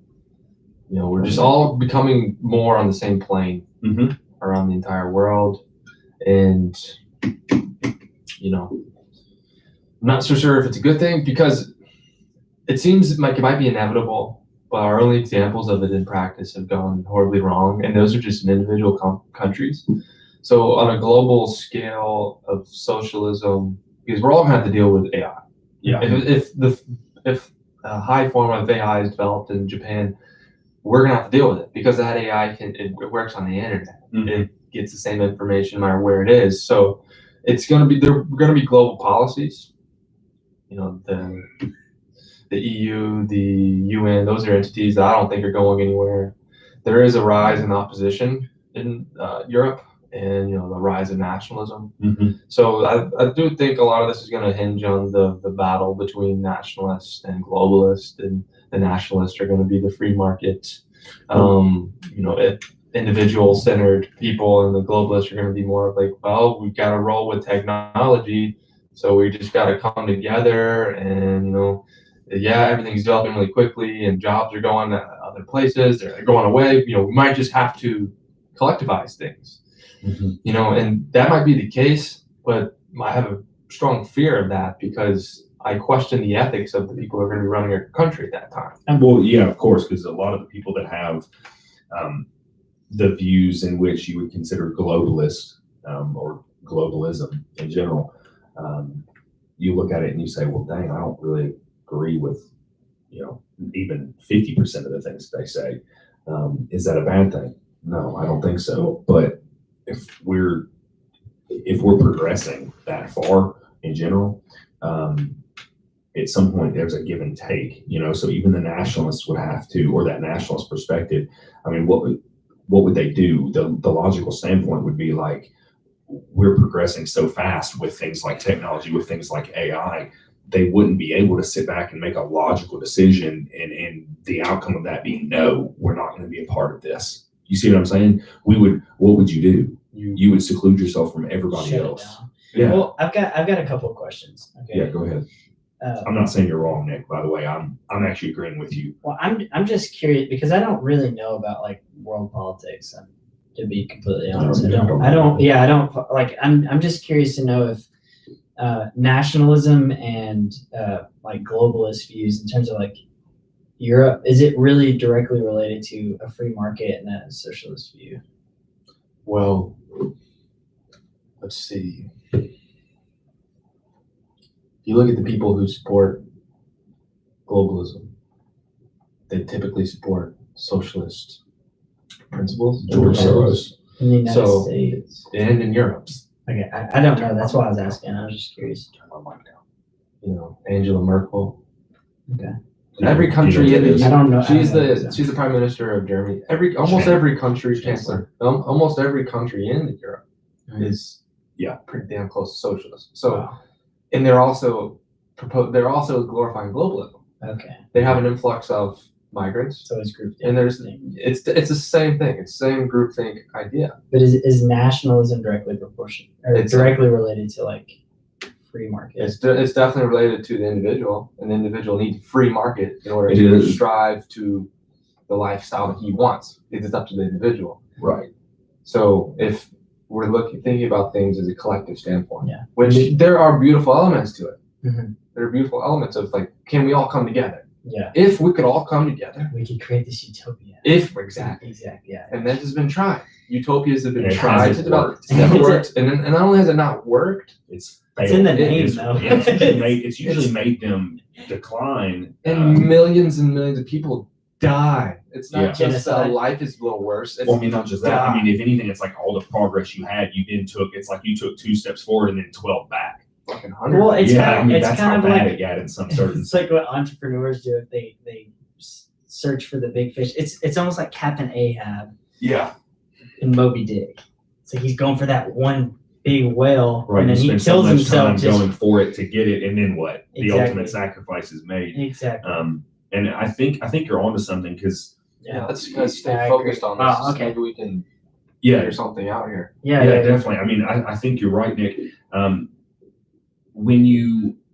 If we were to take the idea of technology and then broaden the scope, all right, you're correct. It's probably more in line with the growth of technology. That's more in line with that globalist view. It really is, because the idea behind technology is to, again, further bring all of us together. It's to make everybody connected. Okay, so whether that's through Facebook, Instagram, through IP addresses on Google, on Bing, or whatever you use nowadays, it's this idea of connecting the world around us. Okay, with the nationalist point of view, which is oftentimes viewed as this negative thing for some reason, which you can attribute to certain people. Right. Okay, we can agree on that a lot of times the reason nationalism is viewed as this horrible thing is because it is attributed to certain individuals throughout history who have been nationalists. Okay, and we can all sit here and we're probably thinking of the same person right now. Yeah. All right, so yeah. so that's not a bad thing. Again, it can be used, but at the same time, when we look at it as like this whole like globalized utopia or this idea of globalism, is it actually doing us any good at the same time? We can't just throw out the fact that we have ancestors. Right. That Right. it's genetic. Not only is it genetic, it's cultural. It's cultural. So cultures develop over time, and they're built upon the people before their time, and the ideas are continued on into the future, in the present moment. So different generation. essentially what I'm saying is there are all of these different countries, nationalities, that are just different.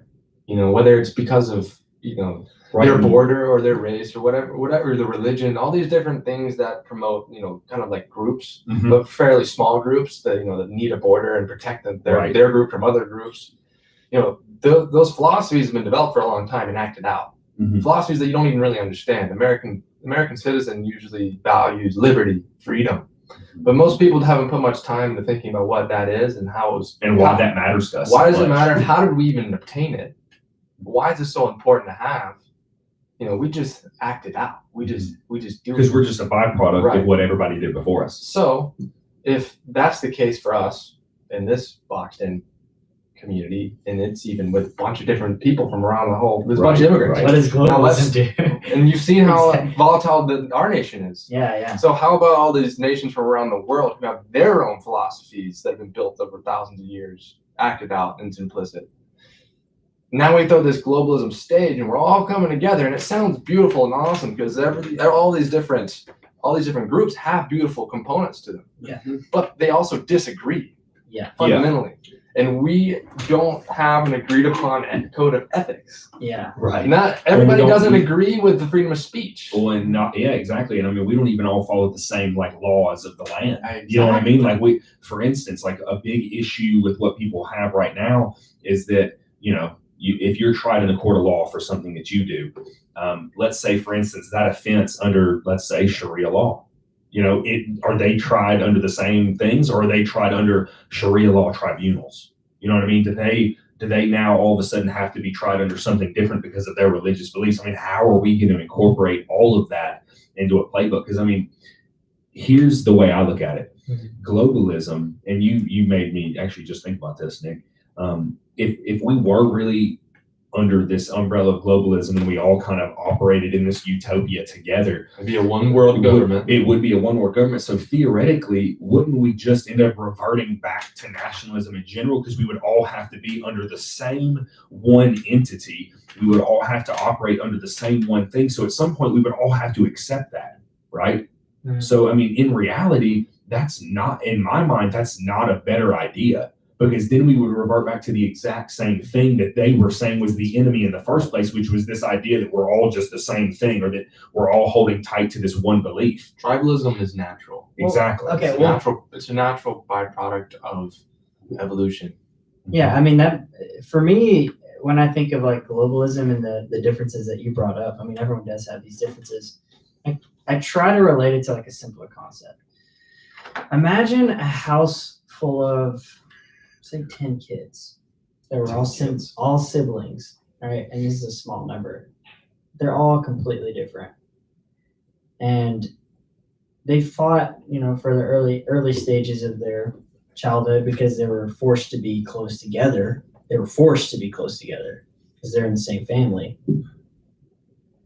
But then once they went off and did their own things and they agreed to disagree and accepted each other because after all, they are the same family, humans, right? They were okay. They had really flourishing relationships with these siblings because they allowed them to do their own thing, go back to their own quarter and do what they do, go into their own careers. You can tell next thing. But if you force them to stay in the same house for their entire life, what the heck do you think is going to happen? Exactly. If you force them to be together for their existence forever, they're going to kill each other. Exactly. And it's not going to work out because, again, if 10 people are operating the exact same way, so if you use the same analogy, if 10 people are operating under the same grounds for culture, for religion, for anything, culture is all of that entwined. So let's just say they all are following the same platform. Yeah. What is that going to bring? What is the byproduct of 10 people doing the same thing instead of 10 people all doing something different? Yeah. Well, we have to have some kind of foundation, some sort of code that we all agree on. And that's what, the Constitution is for the United States. Our structure of government, 3 branches, all those things allow for individuals to be different, but also work with other individuals. Under the grounds of that. Right. Yeah. There still has to be the structure that allows for individuals to act as unique individuals without killing each other. Yeah. So but those people in the country are supposed to agree on a certain set of things. So if you're talking about people who disagree, it doesn't work as well. that's where you start to see war. Yep. So Yeah. it's I mean, that was kind of the how are we going point of the to? UN, though, right? Yeah, it definitely stopped a lot. So what of it was conflict. supposed Does to the do. UN do us any good though? No, it doesn't. But It that does was one that good- was literally what they're supposed to do. It's done one. Good thing. There hasn't been a world war since. Yes. That's a good thing. But it's like But you is the said, UN what at actually what cost? stopping? Right, but is the UN actually stopping any kind of war? The dialogue is good. I think the dialogue between countries are good. That is good. But when they start to act as a world government, I don't know.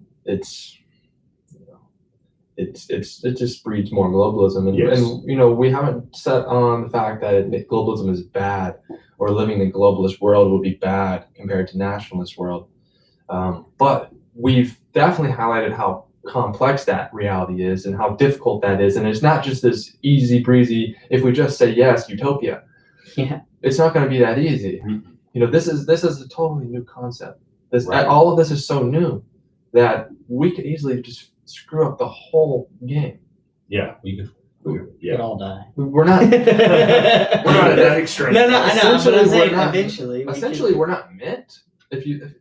We've never been a globalist world. We have. No, and we've never meant to be. So It for doesn't some reason, seem like it. So now right? it's like So why all of a sudden are we trying to push something that we've never been? we're forcing a round peg and a square hole. Maybe with AI or some kind of technology, it'll Well, cut off the square, Okay. the edges, and Well, allow yeah, that but I mean, round. again, though, it with you keep bringing up good points. It's, of course, you're Nick. But think about that. With the advancement of AI, would that make it easier to globalize? Would that give them an excuse to Yes, globalize everything? absolutely. We Yeah, have of to. course it would, because we would have to Because under that right. standpoint. Dalton develops software that can think at the rate of 1 million human beings, Exactly. 1 million Steve Jobs. Yeah. Elon. Then Musk. what? Not only will I have to rich, deal so- with that, not only will I have to deal with your arrogant and technology that you the truth developed, comes out. arrogant. The But- truth comes out. so will people in China or Russia or Germany. So This chair is gonna fall. it will end up having to be regulated. You're right. It'll be forced, and then that just falls right into the hands of the people who do want globalism. Right. So that's why, which is interesting because these tech companies are all very socialist. Yeah, they are. I mean, So it's they are. like they're smarter than us. They probably already understand this is leading toward globalism, Right. nationalism. Well, and this would be the easiest way for them to get that done. They're wouldn't it? working together. The Exactly. government and these big tech companies are working together. They're But sharing what means are we going to information. do to stop them? Though? Exactly. Well, That's- What means are we going to go? Okay, this is enough. The advancement of this is now looking to be more detrimental than it is positive to our society. The most innovative action in history might actually be the pausing Yeah. of the innovation yep. of technology. Quick. It might be the most important decision ever made because of the direction that technology's advancement Exactly. is heading. Okay, real quick. When we say Are you sure it's going to be quick? it's probably not gonna be quick. Oh, okay, I'm down. All right, so when we say like these tech companies are working, I want to make it clear that we're not talking about every individual within the company. We're talking about the executives that are in bed with these politicians Of course. because of the money flow, which is the same thing as the power flow. Yeah. You've got to be able to differentiate so that you aren't quick to label the individuals within that group. Realistically, I'm sure majority of these specialists don't even keep up with politics because they have all of their time focusing on what they do.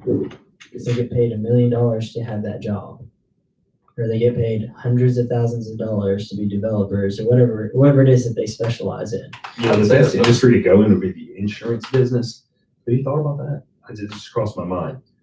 It's one of the largest, yeah. Yeah, there are people that are, just insuring these things, and if these things happen, they make a fortune. Yeah. I mean, it's unbelievable. But I'm just to kind of finish off my point, just be careful. I just want to be careful with labeling an entire industry when it's really just the responsibility of these executives of the companies. I mean, Right. there are probably a majority of the actual people that make up these industries that are probably more libertarian. They're just afraid to speak out because they don't want to lose their There's job. definitely more than one, but Yeah, Well, I think definitely not 99%. Not even close. I'm not saying that. So I'm not saying 99%, but I'm saying it could be closer to 50% than we even realize. Well, I think what Nick and I were getting at is that maybe not those people in general, but it's the fact that what they're producing is making it easier for these things to happen. Yes, and they and don't their even know leaders it. are leading that technology. Yeah, I agree. Yes. I agree with that. I was just Of course, the average worker isn't dealing with the politics Well, yeah, involved I'm with just- a big company and the federal government. and They're just doing their Well, I mean, job. then again, though, here's the thing, though. We also need to be very careful in trying to make it seem like the left is the only one that wants to globalize, okay? Because two of the biggest globalists that I can think about right off the top of my head were the Bush family and John McCain, okay? They were globalists, okay? So when you look at it from that extent, even though they had different belief sets than, let's say, Barack Obama and Bill Clinton, all right, they still in themselves held the same beliefs when it came to this idea of globalism. Okay. Authoritarian. Exactly. Yeah. So, that the belief set or the idea that globalism is where we're headed or globalism is where we should head is not just something that the left holds up. Yeah. That's something that people all across the spectrum believe in, regardless of whatever their political belief might be. Which brings up what spectrum are we really dealing with here? What spectrum should we look at? Is it just Democrats versus Republicans? Because I feel like those are the labels that are on the exact same people if you really look at the extreme right and left in terms of political spectrum. Well, it's kind of like what Nick was saying earlier. I think it's more important to pull back from the whole Democrat Republican R&D argument, blue and red, whatever you want to look at it as. It's harder to look at the things that we're talking about from those perspectives, from party lines. It's more important that we start to view things from a world view scenario. Practical. Yes, because that is more practical. So as we continue to grow, it's probably more important to look at things and go, is he or she, or is this entity in itself a proponent of nationalism, or are they a proponent of globalism? Because what we're coming down to right now, look at any political race going on right now, the biggest question is, are they nationalists? And they compare them to Trump all the time. Everybody's like, oh, I can't remember the guy's name. He's running for office, I think in like Brazil or something like that. And he's like super hard right. And they go, oh, he's hard right. He's a nationalist. And they always compare him in articles to Donald Trump. And it blows my mind every time. Because I'm like, to what extent is Donald Trump the pinnacle of nationalism? You know what I mean? Like He's brought that back to the mainstream, though. Well, of course he has. Because think about it. Even in France, when they had the election in France, the top three of like the top five candidates were viewed as like nationalists, even though they might have been, for instance, what we would view as a Republican here in America, or a Democrat here in America. They were nationalists. Now, of course, the person that won was not a nationalist. I think people are becoming a little afraid of the globalist idea. Not even just because it's the idea of globalism, it's the ideas that go along with it. Yeah. The restricted free speech because of worry of offending people, this hyper inclusivity, where not only are we accepting people's ways of life, which I think is good, we are, we don't make value judgments anymore, even within our own societies. It becomes racist to say that maybe certain belief systems are fundamentally opposed to ours.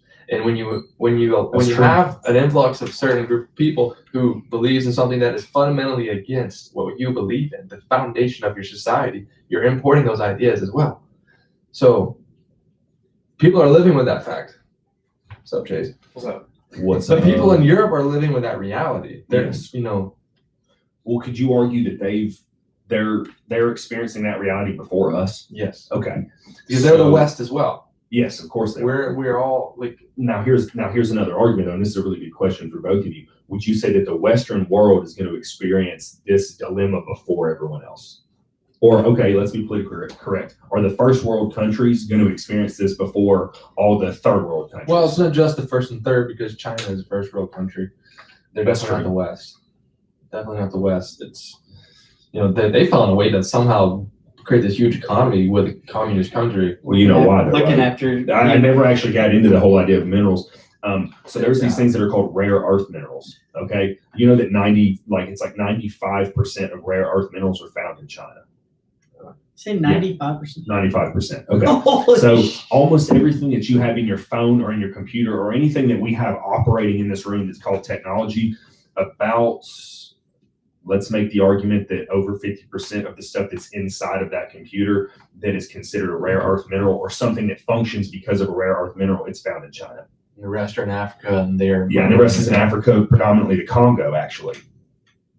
So, yeah, so when you look at it from that perspective, it's kind of, well, it's interesting. I mean, that goes back to the technology argument. That takes us a little bit away of what we were just talking about previously. But I mean, again, I'm totally fine with looping back there and reeling it back in. well, no, that's fine. I mean, again, this is we're discussing things that are all a product or a Yeah. byproduct of It's the all advancement of related. technology. Yeah, That is what we're we were going talking down. about tonight. globalism Exactly. is a product of Exactly, the advancement of Agreed. technology. So, like, do y'all want to know more about that? What I was talking about? Yeah, I would love to. Okay.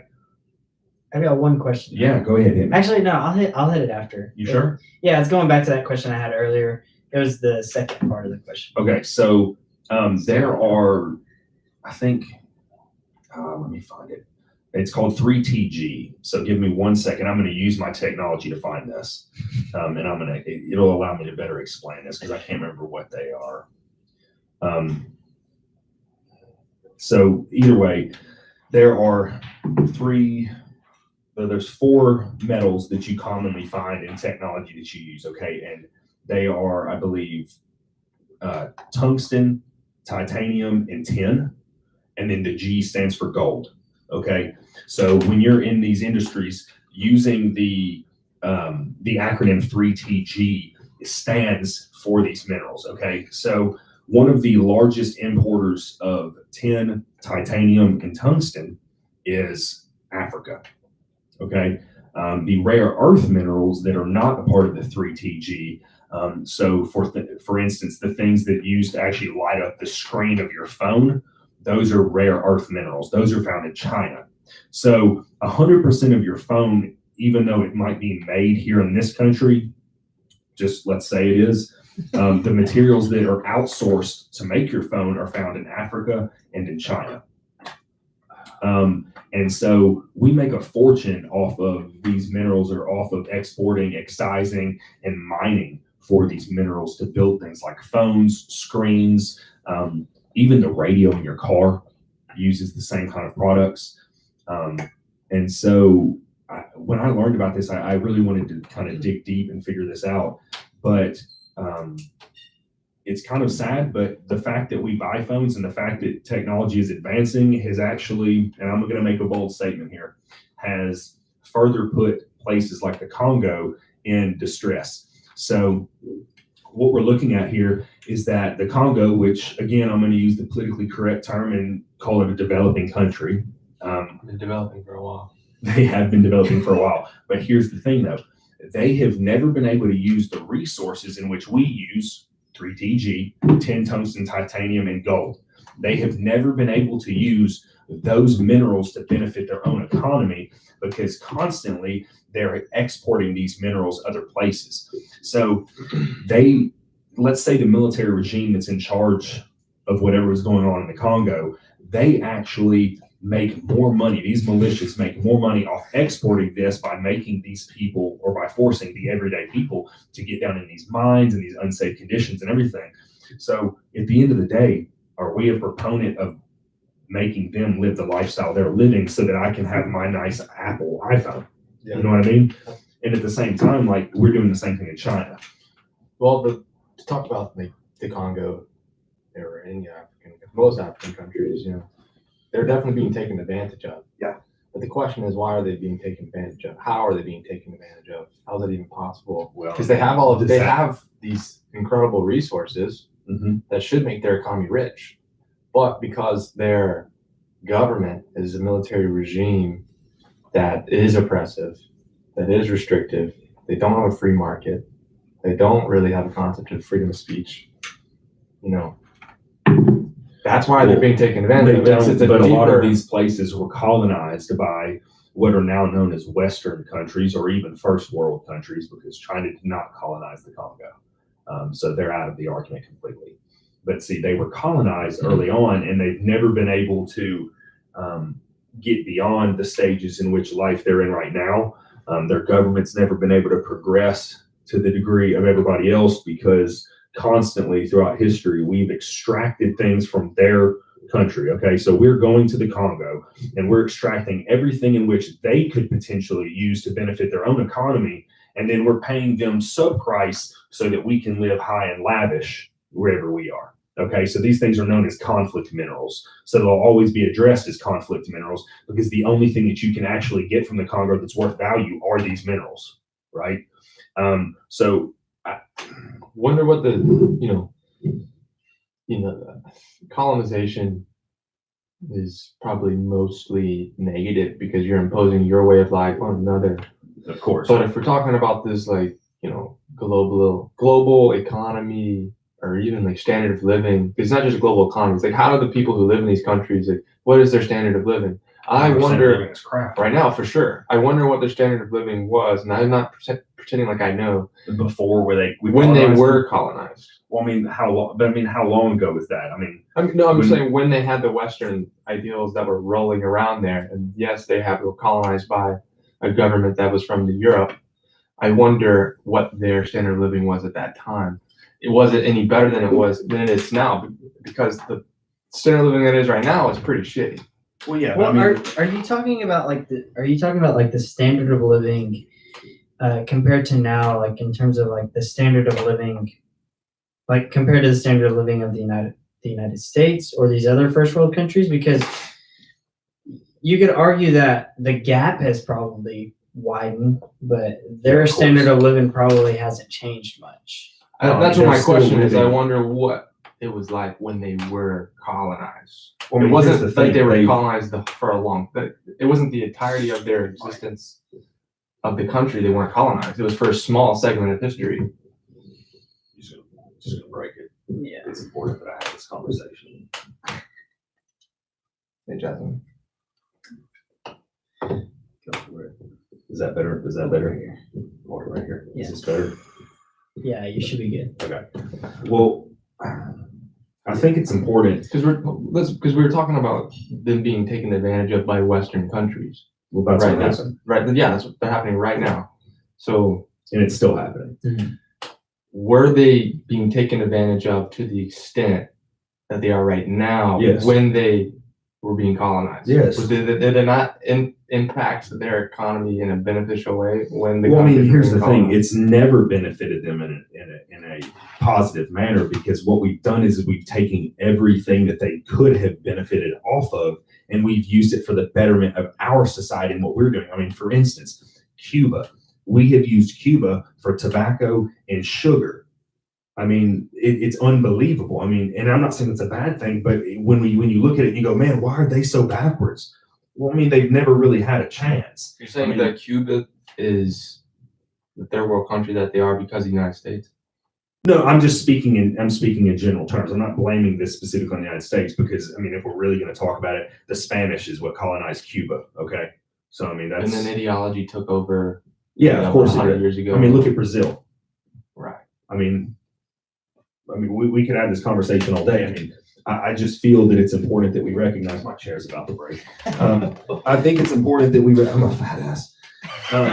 It's important that we recognize the fact that due to colonization back when, there are still countries today that are struggling to catch up because of that.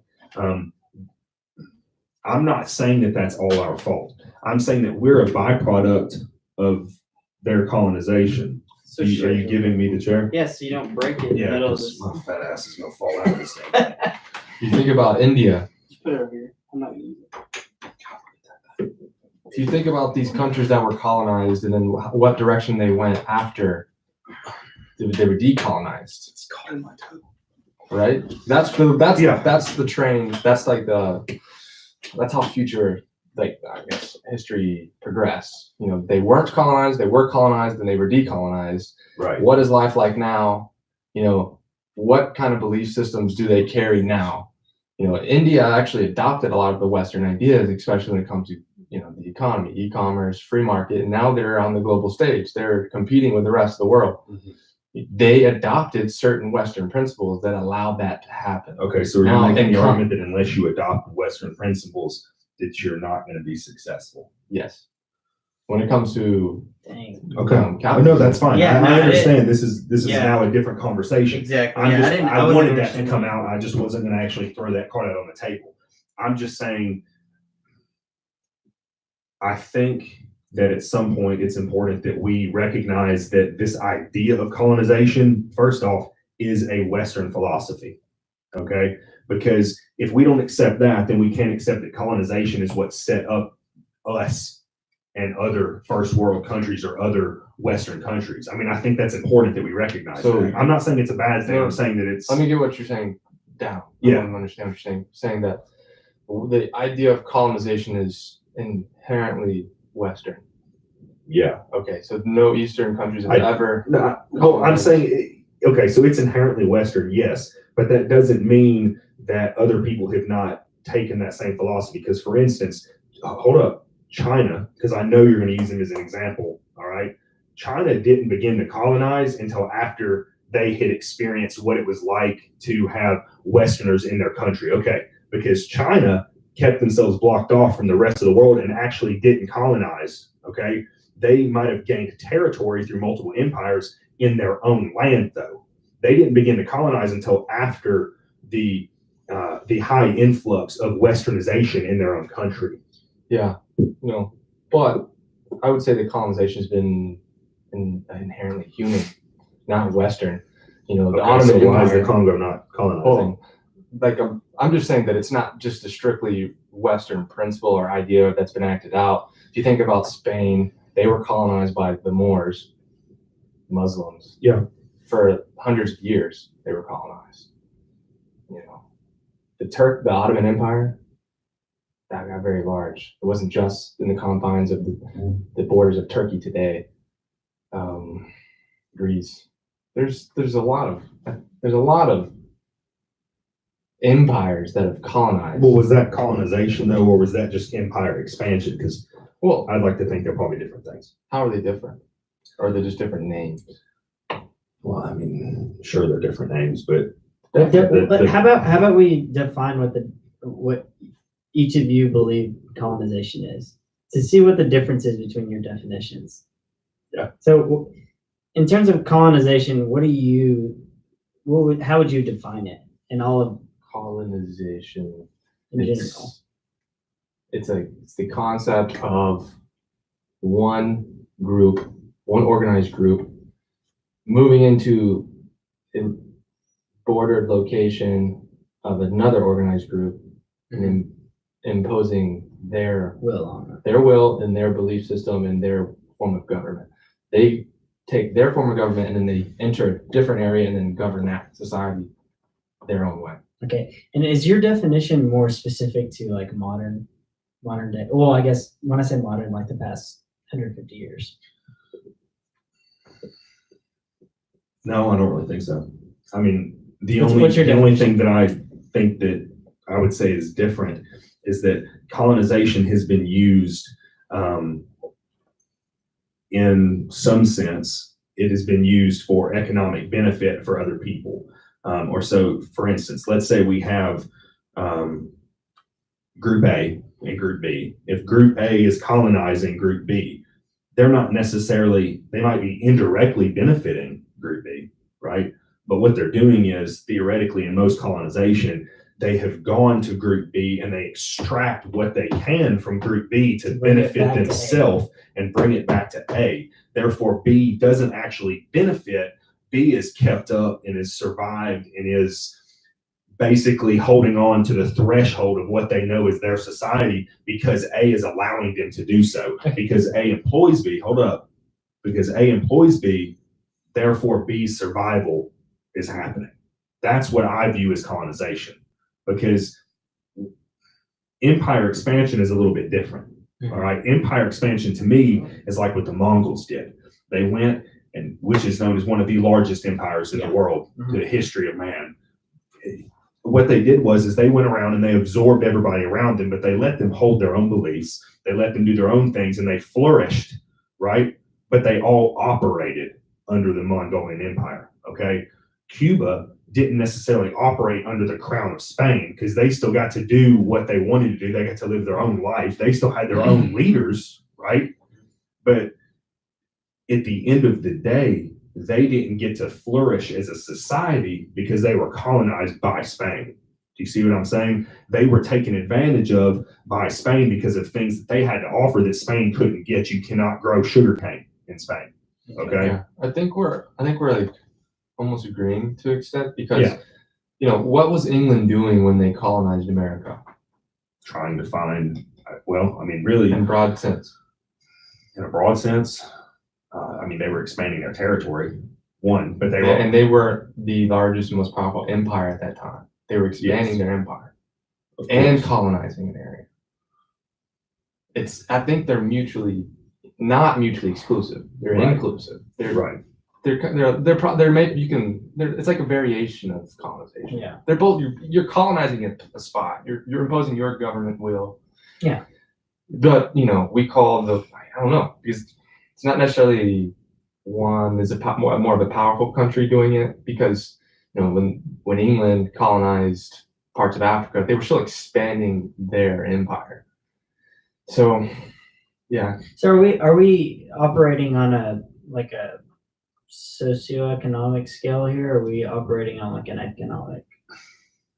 What do you mean? Okay, so like when you talk about colonization, are you mainly just discussing like what views flourished and were spread in that area, or you discussing My heavy hand. kind of like the transfer of resources and finances? Because I feel like that's the difference between your conversation. I'm saying you're talking socioeconomic. I can explain. And you're talking. I think I don't think I don't think colonization is this good thing. I don't think that that's a good thing.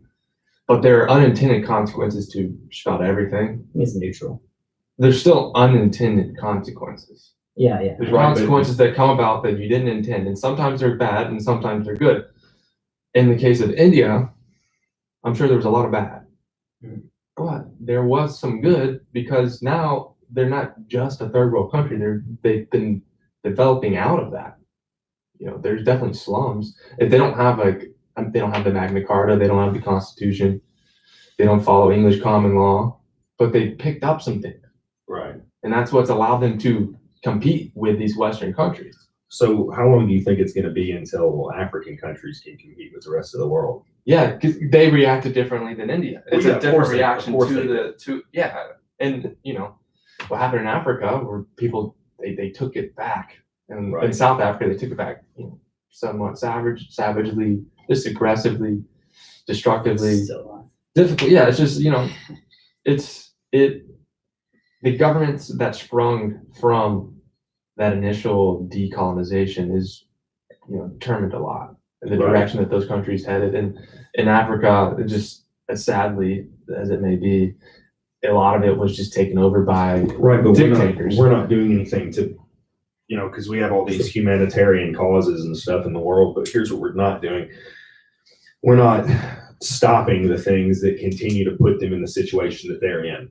Yeah. Okay. Am I saying that we should all give up our cell phones? Am I saying that we should all give up the things that we have because at some point the making of this cell phone has made somebody else's life difficult? No, because I want my cell phone. You know what I mean? And I want my car and I want all that stuff too, right? Yeah. But at some point there has to be an equal give and take, and that's what we talked about all day with everything. With the technology, with the advancement of technology, there's always going to be an equal give and take, and at How some do we point, level the playing field? Exactly. Yeah. But how are we going to? It might be mutually exclusive to the idea of nationalism. You'd have to be globalists, because why would one entity decrease the odds of themselves winning so that another entity may win? Is this why Maybe I'm just empathetic points of view? Hold on a second. Well, you say it's mutually exclusive, but yes, I would live on air for I would George Soros is. He has instantly embedded right now. himself in my I mean, mind. you could say those are mutually exclusive views, Wow. but Whatever. it doesn't mean that you can't have a hybrid system. Hybrid systems don't work. Hybrid systems. Hybrid systems don't work. Good luck. They don't. competing They with the don't. But I'm pure saying breads. this kind of explain. We really just explain why a lot of people believe in socialist points of view. Yeah, I totally It's get because it. it's an empathetic. It's point an of view. I empathetic get point it. of view, but when put in practice, it's led by individuals, it's led Well, by but- people, and it's So never here's worked. the thing, though. Let's just say through the evolution of mankind, in 10 years, all of a sudden African countries are on top because they find a way to benefit from their own stuff, and then they're on top of us. What are we going to be saying when all of a sudden we're at the bottom? You see what I'm saying? Are we going to go, oh man, Westernism got us here, colonization got us here, now we're at the bottom? I would You know say what I that mean? would probably never happen, but if it were to happen, But I mean, here's the thing: why wouldn't it? Why Because we wouldn't it? why preserve- hasn't it we- happened yet? Because we've Because we're preserved. continuing to. God, I can't believe I'm saying these things. We continue. This is really bad. You're We've exposing continued. the true Dalton. Yeah, You're- Jesus. You're What forcing am it. I as a person? We've continued to oppress certain people unknowingly. Well, actually, I think that's a lie in itself. We are knowingly oppressing certain people by doing certain things. Does that make sense? So even though we're playing cards, okay, because if you imagine this is like a deck of, or is like a hand of poker or something, we are literally, we're hiding our hand, but asking the other group to show us theirs, and then we're picking out the things that we like just to make sure that we continue to be out on top every time. Okay. Yeah. And I'm not saying that it's bad that we're successful, and I'm not saying that it's bad that Western countries or Westernized countries are succeeding at an exponential rate in comparison to everybody else. But ethically speaking, we have to sit back and look at some point and go, what can we at least do since we're extracting and we're doing things for ourselves? What can we do to benefit them? Because there's a reason they continue to struggle. Yeah. How can All we? right. How can we Right. make the deal? There's mutual probably a lot beneficial? of reasons why. Well, there is a lot of reasons, but I can't sit there and go, oh, it's because of their culture. Well, I mean, their culture in some sense has literally been taken over by ours. You know what I mean? I mean, we have literally gone into these countries, and when we colonized, we tried to force them to believe things that we believe, to do things the way that we did them, because we just had to make them us. How long ago did we decolonize? Jesus, I don't know an exact date. Right. Let's just say 100 years, roughly. Sure. So it's been 100 What, years. okay. Quick And- question. What are you referring to when you say decolonize? When English and French troops left the colonies that they held, Okay. when the natives retook their land and the power of the land.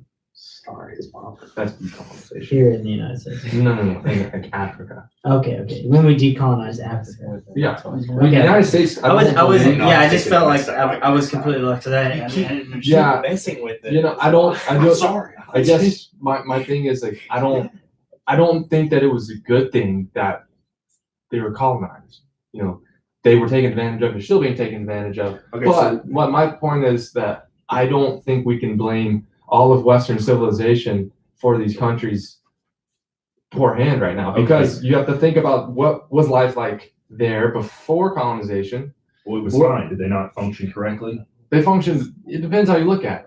I don't know. Not So all we're of them. arguing that them being hunter-gatherers and still living off their culture and maybe doing things the way that they want to do things is just totally wrong. No, not saying that. Not saying it's wrong. Okay.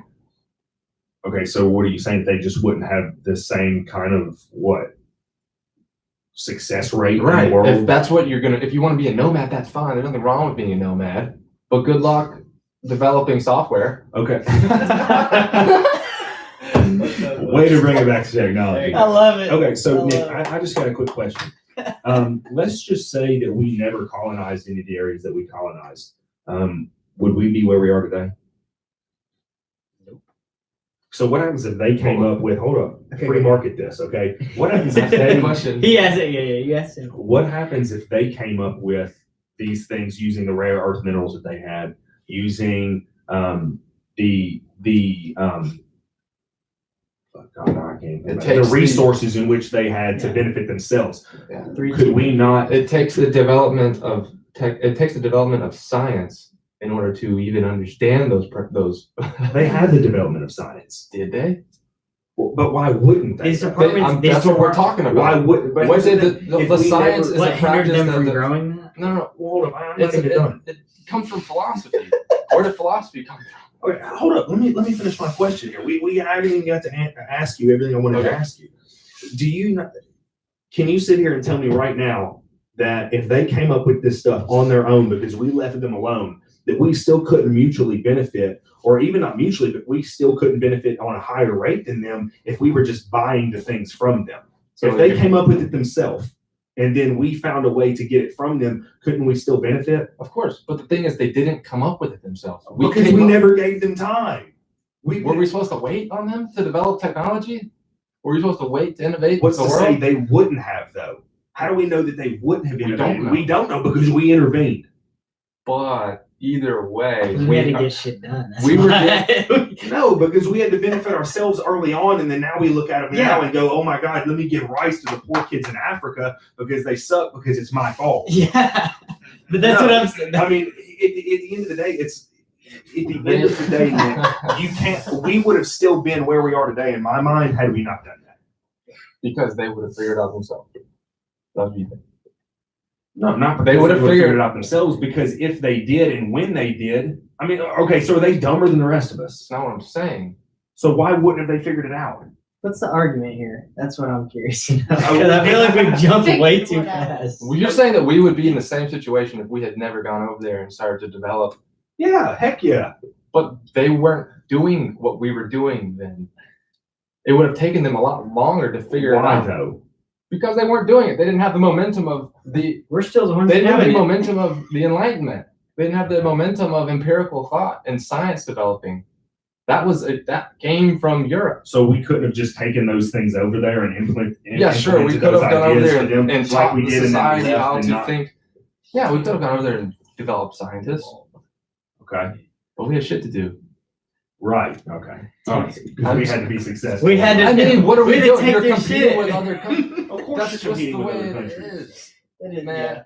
You know, obviously, God, not everybody benefits from every. No, I'm not saying everybody should benefit. I'm totally okay with there being a winner in the world. Okay. And there being a top bracket. Oh, I'm just trying to figure out like why can't other people.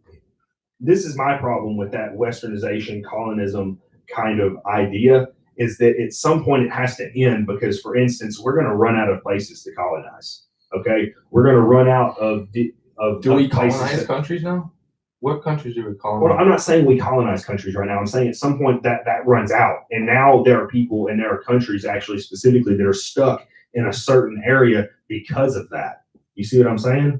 Like it's kind of, to me, it's ridiculous to sit there and say that they're doomed because they weren't the first one to come up with scientists or modern Well, medicine. that's just explaining why they didn't develop it at the rate that we developed it.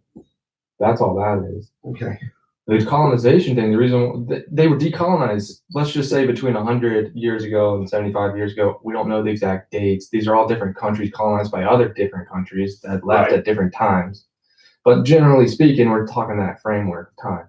So since the decolonization, where our Western governments no longer governed those people, they haven't been governing them. Right, but we set them back hundreds of years. I don't know if we set them back. We definitely didn't. We just extracted Yeah, all of their we did- resources. What do you mean? So we gave them nothing to benefit themselves. That's what I'm saying. I'm thinking that my point is that it's not one answer. I've admitted that there's been setbacks imposed upon these countries because of colonization. I even said colonization is probably not good. I know, Probably more than bad. But to put all the blame on colonization for people's position in the world, it's counterintuitive. No, not at all. I disagree because that's kind of where it all started. It's all Western society's fault. No. That's what you're no, saying. No. I'm What saying- he's saying no, is that I'm it became our fault. I'm saying it It became became. our fault. Yeah. We're the only ones that took the idea of colonization And and furthered it into what's happening into the world right now. I'm not saying. But Seems like you're acting like all the hundreds of years before colonization. Nick, why- No. Okay, He's now not didn't blaming. contribute He's, to this. no, he's not blaming it on colonization. What he's doing is saying that we grabbed the baton and Yes. we've been holding and it we've been for this holding it long. ever since, is what I'm saying. I'm not getting at that like, oh my God, woe is me because I've, screwed everybody else's life. I don't care about that. I'm saying that like that the idea of what we've done in our society, this idea of progression that we have continued to follow in our society is because of and is a direct byproduct of the things that happened through colonization, which is a Western ideal. Yes, we're taking. That's what I'm saying. I still disagree with you saying that colonization is a Western ideal. Okay. Western societies definitely colonize. Okay. But we already agree that colonization and the advancing of one's own empire are mutually inclusive. They're very similar, if not the same, just a little bit different. So it's not a Western idea to go to another person's land and take it. It's not. It's been done since the beginning of time. Well, So if we can agree that it's not a Western principle, I was agreeing with most of what you were saying before that. Yeah. That's where I got hung up, and that's why I got defensive. It's almost exclusively a Western ideal, considering that the only other place on the planet it's that even colonized or even had an expansion of their empire was China. And Mongolia. way That's before China.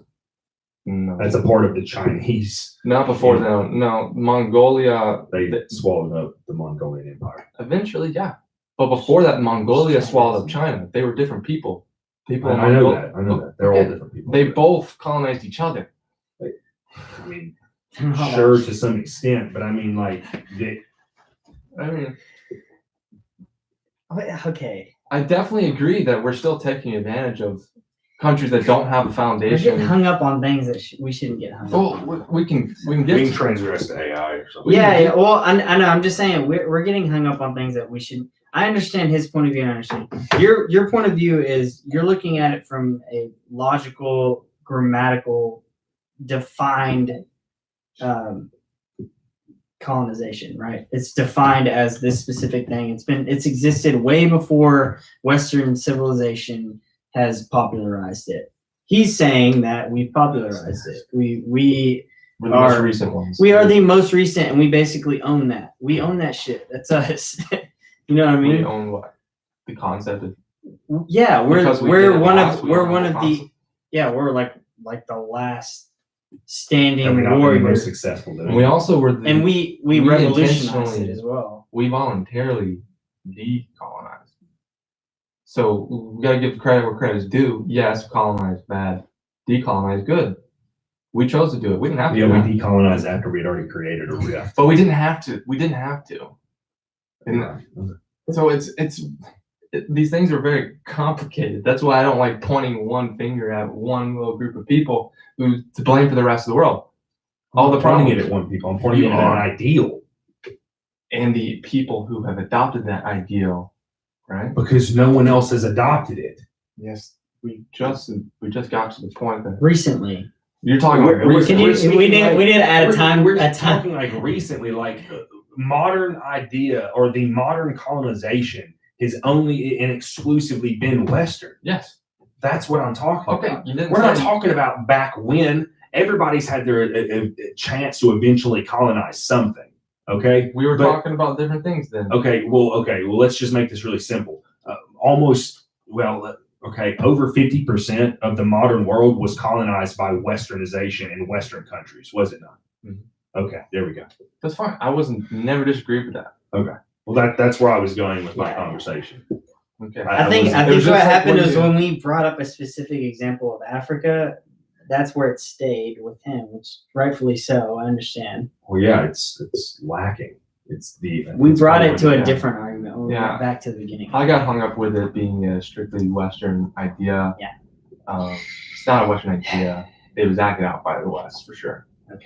Okay, now that we've And gotten it's that settled, continued. It's continued to be acted out, not in the form of colonization, but we just use these countries that are. we economize. The Yeah, resources. we use the resources. We use the resources of countries that don't have a strong centralized government. They don't have much structure. so it's easier to take advantage of. Yeah. And what's interesting to me is that these tech companies that are globalists, most of them, the people who are running it, you know, they're using these products that are coming from these countries. Right. The people who are the socialists, the people who are saying that we need to be humanitarian, we need to all come together. Those are the very people that are profiting on these minerals. Yeah. That's a fact. So what the fuck? Yeah. And those are the same people. That's a great. I agree. That's yeah. It's there's a scale. I meant to print it off and bring it in. But there's this scale that's done every year, and it shows I think top 15 or 20 of any industry. I mean, Walmart's even on the list, and that's retail for the most part. But it shows it's a graph, so like the top is green and the bottom is red, and then everywhere in between.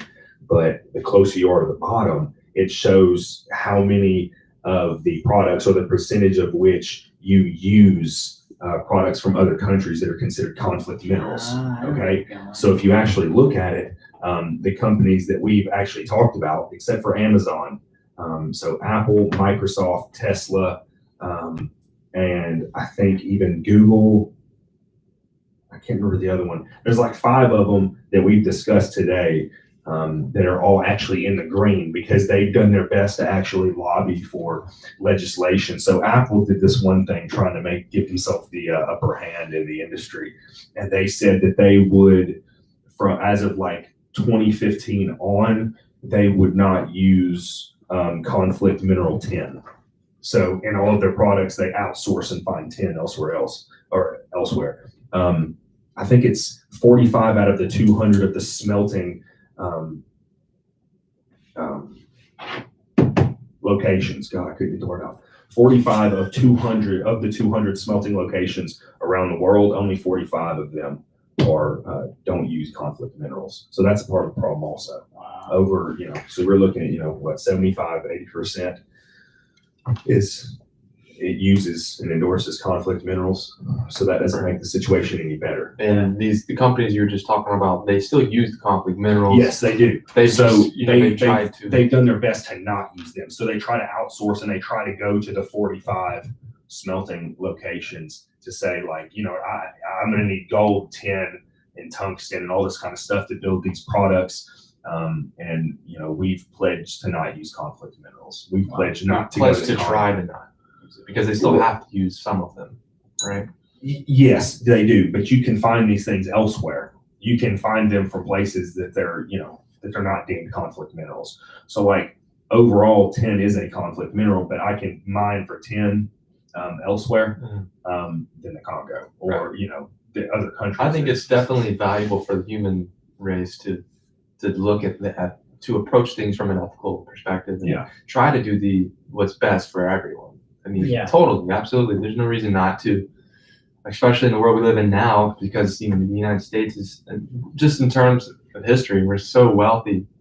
So why not try to make things better for the rest of the world? I totally agree with that. Absolutely. So, well, I'm probably gonna have to end it on that. Or take a break. I need to take a break real quick because I gotta use the bathroom. Take a break. Okay. Josh, just give me like 5 minutes. Josh, you want to talk? Yeah, that was another thing too. Should we wrap this shit up? The Instagram quit. You're at 2 hours and 14. A little bit ago. YouTube's still live for the people. There's nobody online. There's absolutely nobody. Really? Does it not say somebody? I thought. There was 10 viewers on the second video. Oh yeah. So you guys can wrap it up. Well, if you want to start it and wrap it up, we can kind of wrap up a general consensus of the stuff that we discussed, and I'll hold off. where that throws us for next week. You don't necessarily have to go to the bathroom right now. Like when your bladder is, when you feel like you have to go to the bathroom, your bladder is only 60% full. Yeah. That was an hour That was ago. an hour ago. I was gonna say. Pushing So 90. it was- We can wrap it up. no. and Mind over finish it. matter. Yeah. children in Africa that have to hold in their peas. Yeah, well, I'm not in Africa, so why should I take that for They don't granted? even have clean water. Exactly. Why would I take that for granted if there's children in Africa that can't? Urbanization in these countries is like below 15%. Yeah. How should we wrap this up? Dalton and I got on a tangent. Yeah. We disagreed on some things, and we still are talking to each other now. It's okay. This is an example of why it's important to have free speech. And Agreed. Oh, I'm sorry, guys. oh, Yeah, you okay. too. You're there too. He was a perfect mediator. That was it. I tried He to be. played tennis. I with the conversation. tried to. Yep. It's okay to disagree. It's okay to disagree. We got further into the conversation. We talked about things that maybe we wouldn't have even talked about unless we disagreed. Right. So it's okay. It's totally fine to disagree. It's good for things. So Yeah. Well, I mean, it just it allows a safe place for thinking.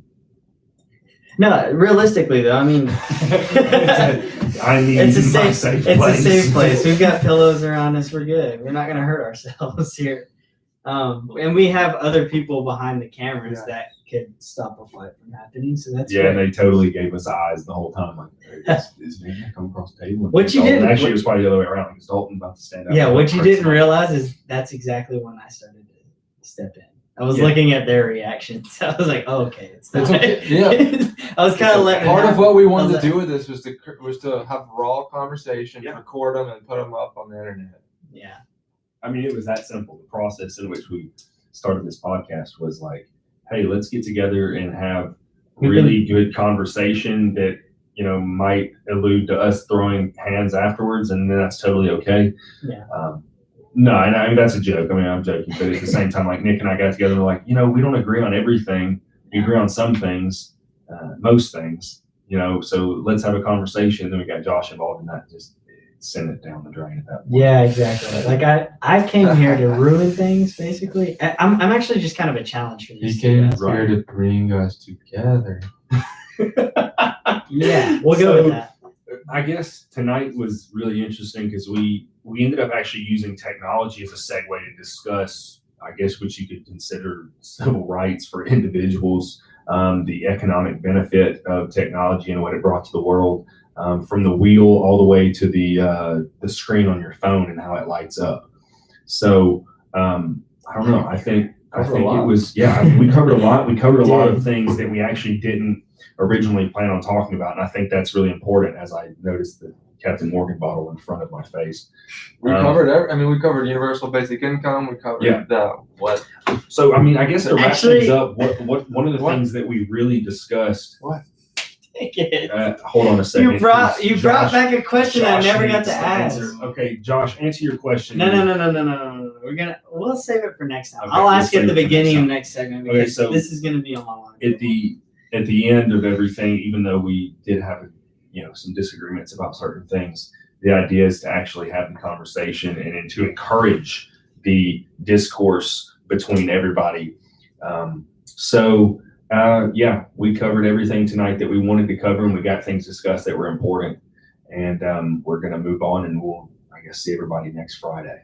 We'll get better as we go. Yeah, and hopefully we won't be late again, which is my fault. It's been my fault the last 2 times because I keep forgetting things. We'll be scheduling for 8:00 between the 3 We'll of us, schedule for but we'll 8. tell you guys 8:30. Yeah, exactly.